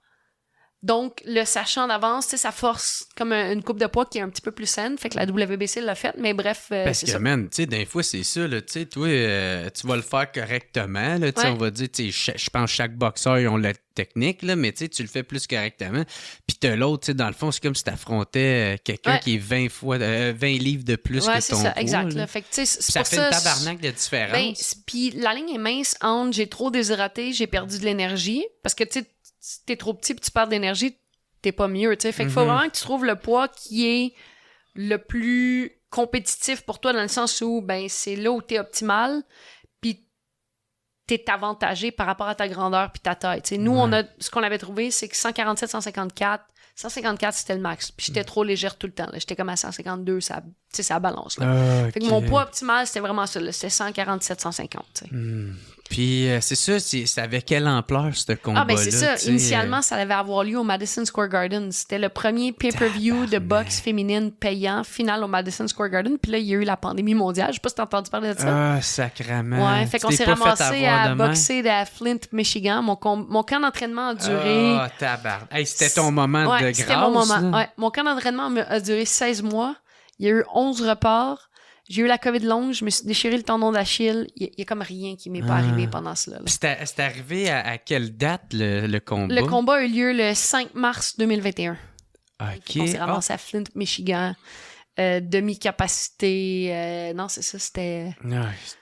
Ouais, ça aurait dû être mon moment, puis finalement, il n'y a rien qui s'est passé comme prévu, mais écoute, ça fait partie de la game. Faut faire avec. Ouais, exact. Puis, t'étais-tu stressé pour ce combat-là?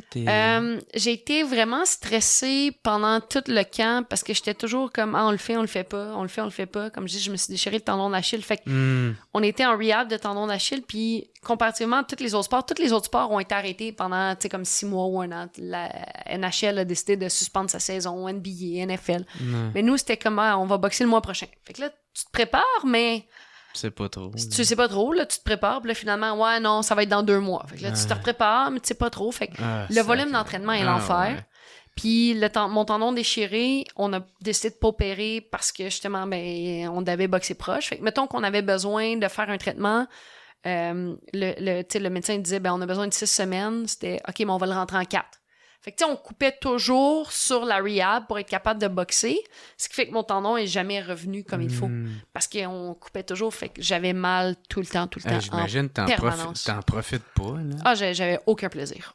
Aucun plaisir, là. J'étais tout le temps en botte de marche, là. Ces 16 mois-là, j'ai au moins été 6 mois dans un genre plat de botte de marche. On and off, à coup de 3 semaines, 4 semaines. On a fait du PRP, on a injecté de l'acide hyaluronique, ils ont gratté les tissus, il n'y a rien qui n'a pas été fait. Puis j'ai eu la COVID longue aussi, fait qu'à un moment donné, je pouvais même plus monter les marches chez moi. Fait que là, tu pars de, OK, ah ouais, fais-les combats, là, je vais affronter la meilleure, c'est mon moment de gloire. T'as bien beau être rempli d'ambition. Ben, au début, j'étais... Puis là, à tout... Là, tu fais, okay, je vais-tu être capable de boxer? Je vais-tu être essoufflé? Là, tu te dis, OK, mon meilleur coup, c'est mon step gauche. Je peux pas stepper sur ma jambe gauche. Je vais-tu être capable de faire de quoi? Fait que, tu sais, il y a tout le... Puis à un moment donné, finalement, quand le combat a eu lieu, il y a il y a quelque chose, tu sais, il y a quelque chose... L'adrénaline. Ben, le dernier mois, là, il y a quelque chose qui est arrivé dans ma tête. Je suis partie en me disant... On le fait. Là. Avant manger tout. On le fait. Ah ouais. Ouais, c'est ça. C'est ça. OK. Même que je me rappelle, là, quand la cloche était sonnée, là, je la regardais, puis, tu sais, elle était 3 catégories de poids au-dessus de moi, puis tout le monde disait, ouais, mais elle va être tellement plus grosse que Marie. Puis je me rappelle, on était chaque coin du ring avec la cloche sonne, puis là, je la regardais, puis j'étais comme, pas si grosse que ça. Pourquoi tout le monde dit qu'elle est plus grosse? Avant de manger tout. OK, quand je regardais les photos, là, je me dis, dans quel monde je vivais, là, mais dans ma tête... Confiance aveugle. Écoute, il y a des arcs-en-ciel, des licornes en permanence dans ma tête. T'étais peut-être aveugle comme ton autre. Ouais, ça doit être ça. Où je me pensais, j'étais overconfident. Là, je me pensais bien plus grosse que j'étais. Mais j'imagine, moi, c'est ça que je respecte beaucoup des sportifs, des athlètes, tu sais. Ouais. Tu sais, le asti qui doit être...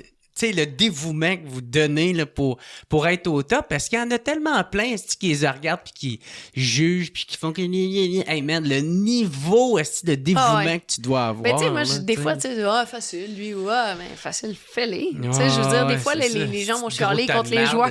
Qui gueule, même sur son... Non, mais tu sais, sur son esti de divan, sacrament, il a de la misère à monter des marches. Il dit, l'affaire, la femme d'autre à cause. J'aimerais tout ça, moi, jouer au hockey pour gagner ma vie. Parfait, pourquoi tu l'as pas fait? Ben, c'est ça. Pourquoi tu joues pas pour le Canadien de Montréal? Ben, tout le sacrifice, tout l'entraînement. Puis tabarnak, tu sais, là, des choses te manquer, c'est des... En tout cas, bref. Ben, c'est ça. Tu comprends ma fear of missing out. Là, j'ai tellement manqué d'affaires que j'ai assez peur de manquer quelque chose. Ouais.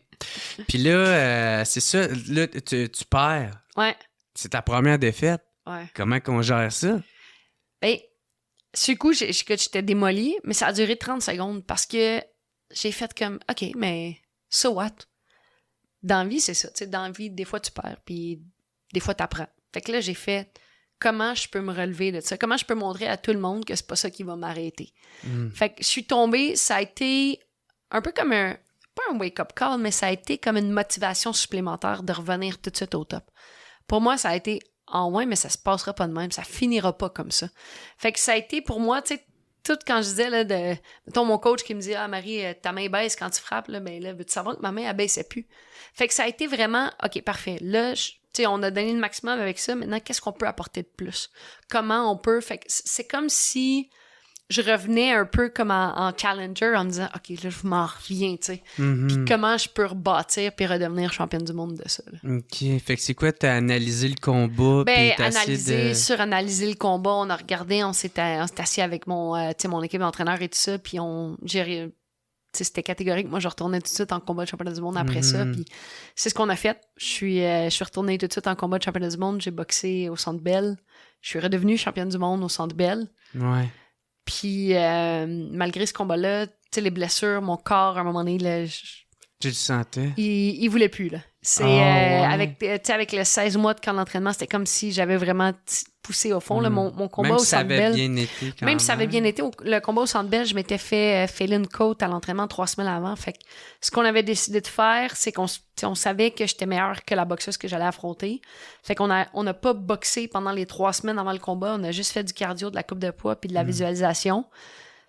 Puis on s'est croisé les doigts que j'allais bien protéger ma côte pendant le combat puis qu'elle allait toffer, tu sais. Fait que, tu sais, les derniers camps d'entraînement, c'était ça. C'était de travailler avec des contraintes, c'était de travailler avec des blessures, c'était de travailler avec des repas, ce qui fait que c'était pas le fun. Tu devais être écœurée. J'étais écœurée. J'étais écœurée des reports, des cancellations, de pas avoir de vie, de vivre en camp d'entraînement, d'être tout le temps blessée, d'être tout le temps brûlée.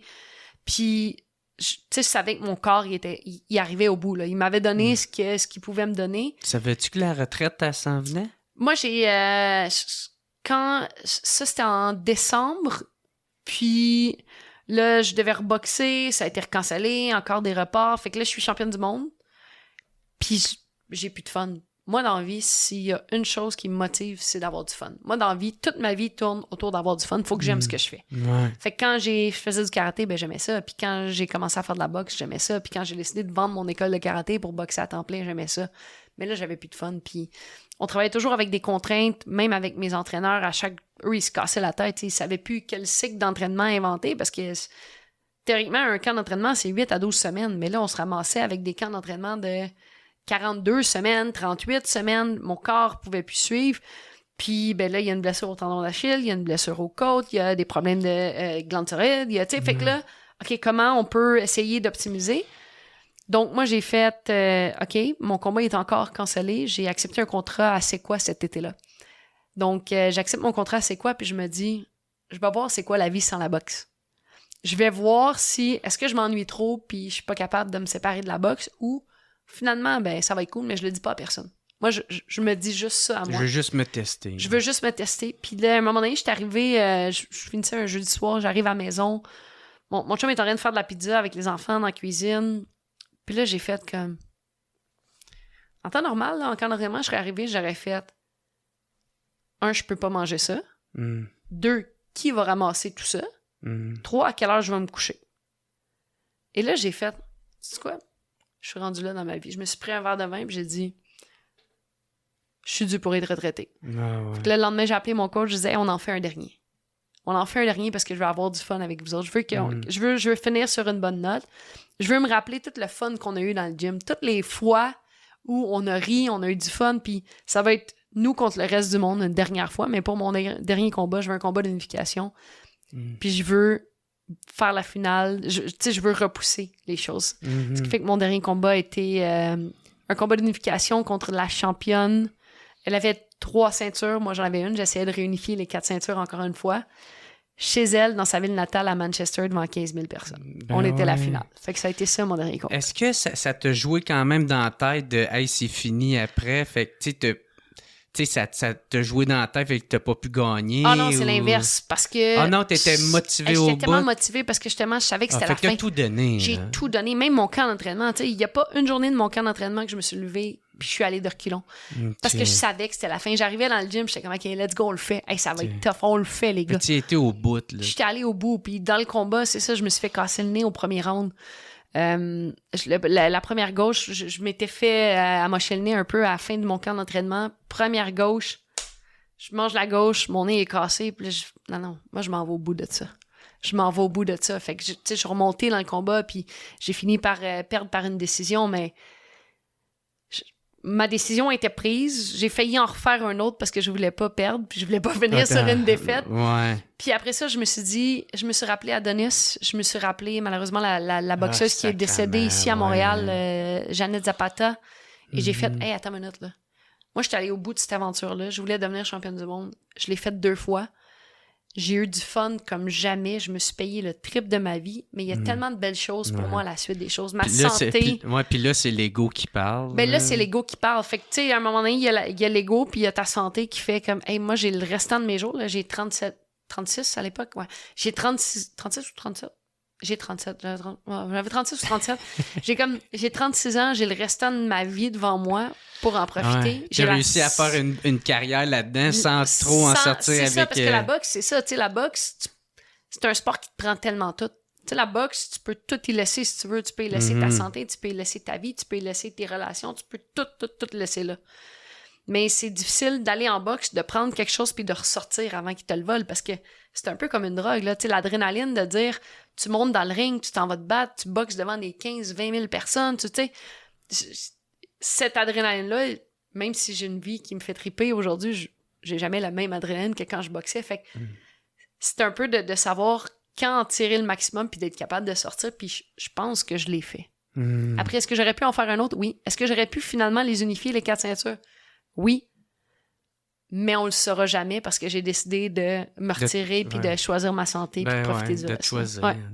C'est ça. Ben, c'est super cool. Hey, ça a été un crise de podcast. Chris, ça a passé vite. Pour Marie-Ève Dicker, là. Merci beaucoup. Un plaisir. Il y avait ton cadeau. J'avais tellement hâte, pour vrai. Là. C'est comme je suis vraiment une buveuse. Ah, ben là... Ça, c'est un sac de café du WhatsApp. Tu sais, si tu le tournes de bord, c'est celle officielle du podcast. Très cool. Fait que, ben c'est ça, hey, procafetière.ca t'offre ça. Ouais, vraiment belle la avec, ouais, c'est ça, ça manque. Puis là, c'est la tienne. Je peux te la ramener? Tu l'as, là. Fait que, bref, c'est ça, si on veut te suivre, te continuer ta carrière dans les communications. Ouais, maintenant, je suis... ouais, je vais m'excuser. J'avais oublié qu'on n'était plus juste nous deux. Ouais, maintenant, je suis chroniqueuse à RDS. Je suis chroniqueuse à Salut Bonjour Week-end. Je suis conférencière, fait qu'on peut me suivre sur mon site web. Maintenant, je fais aussi... je suis comédienne cascadeuse aussi, fait que je vais jouer dans des téléséries qui s'en viennent. Ouais. C'est bien cool, Puis sur mes réseaux sociaux... Casse des gueules dans le c'est fictif. ça! Ah non, mais c'est le rôle que je joue, là, je sais pas, je pense, parce que ça va sortir bientôt, là, je suis une méchante, mais comme dans ma tête, là, j'étais une fighteuse de MMA méchante, puis j'étais comme un personnage de lutte. Ah ouais? J'étais la petite fille de 6 ans là, qui faisait des katas musicales dans le sous-sol, là, mais là, je le vivais à fond. Écoute, j'avais vraiment beaucoup de plaisir. Là. T'es notre Conor McGregor. Ouais. Mais c'est comme je le vivais à fond, mon personnage. C'est qui vient de sortir, là? Je sais pas. Roadhouse. Baroutier. Baroutier, de ça. T'es notre version québécoise. Ouais, peut-être. Je sais pas, là, mais c'est sketch. Puis, en tout cas, bref, j'ai juste du fun. OK, puis, cool. chaque journée est différente, mais puis je joue au golf, puis je fais des siestes. Ah, ben, profite-en. Merci. Hey, merci beaucoup merci à toi. pour vrai, Marie-Ève Dicker. Merci beaucoup tout le monde d'avoir écouté. On se revoit la semaine prochaine. Au revoir tout le monde. It's the What's Up Podcast. What's Up Podcast. What's Up Podcast. Avec Jeremy Alain. Yeah. Pom, pom, pom, pom, pom.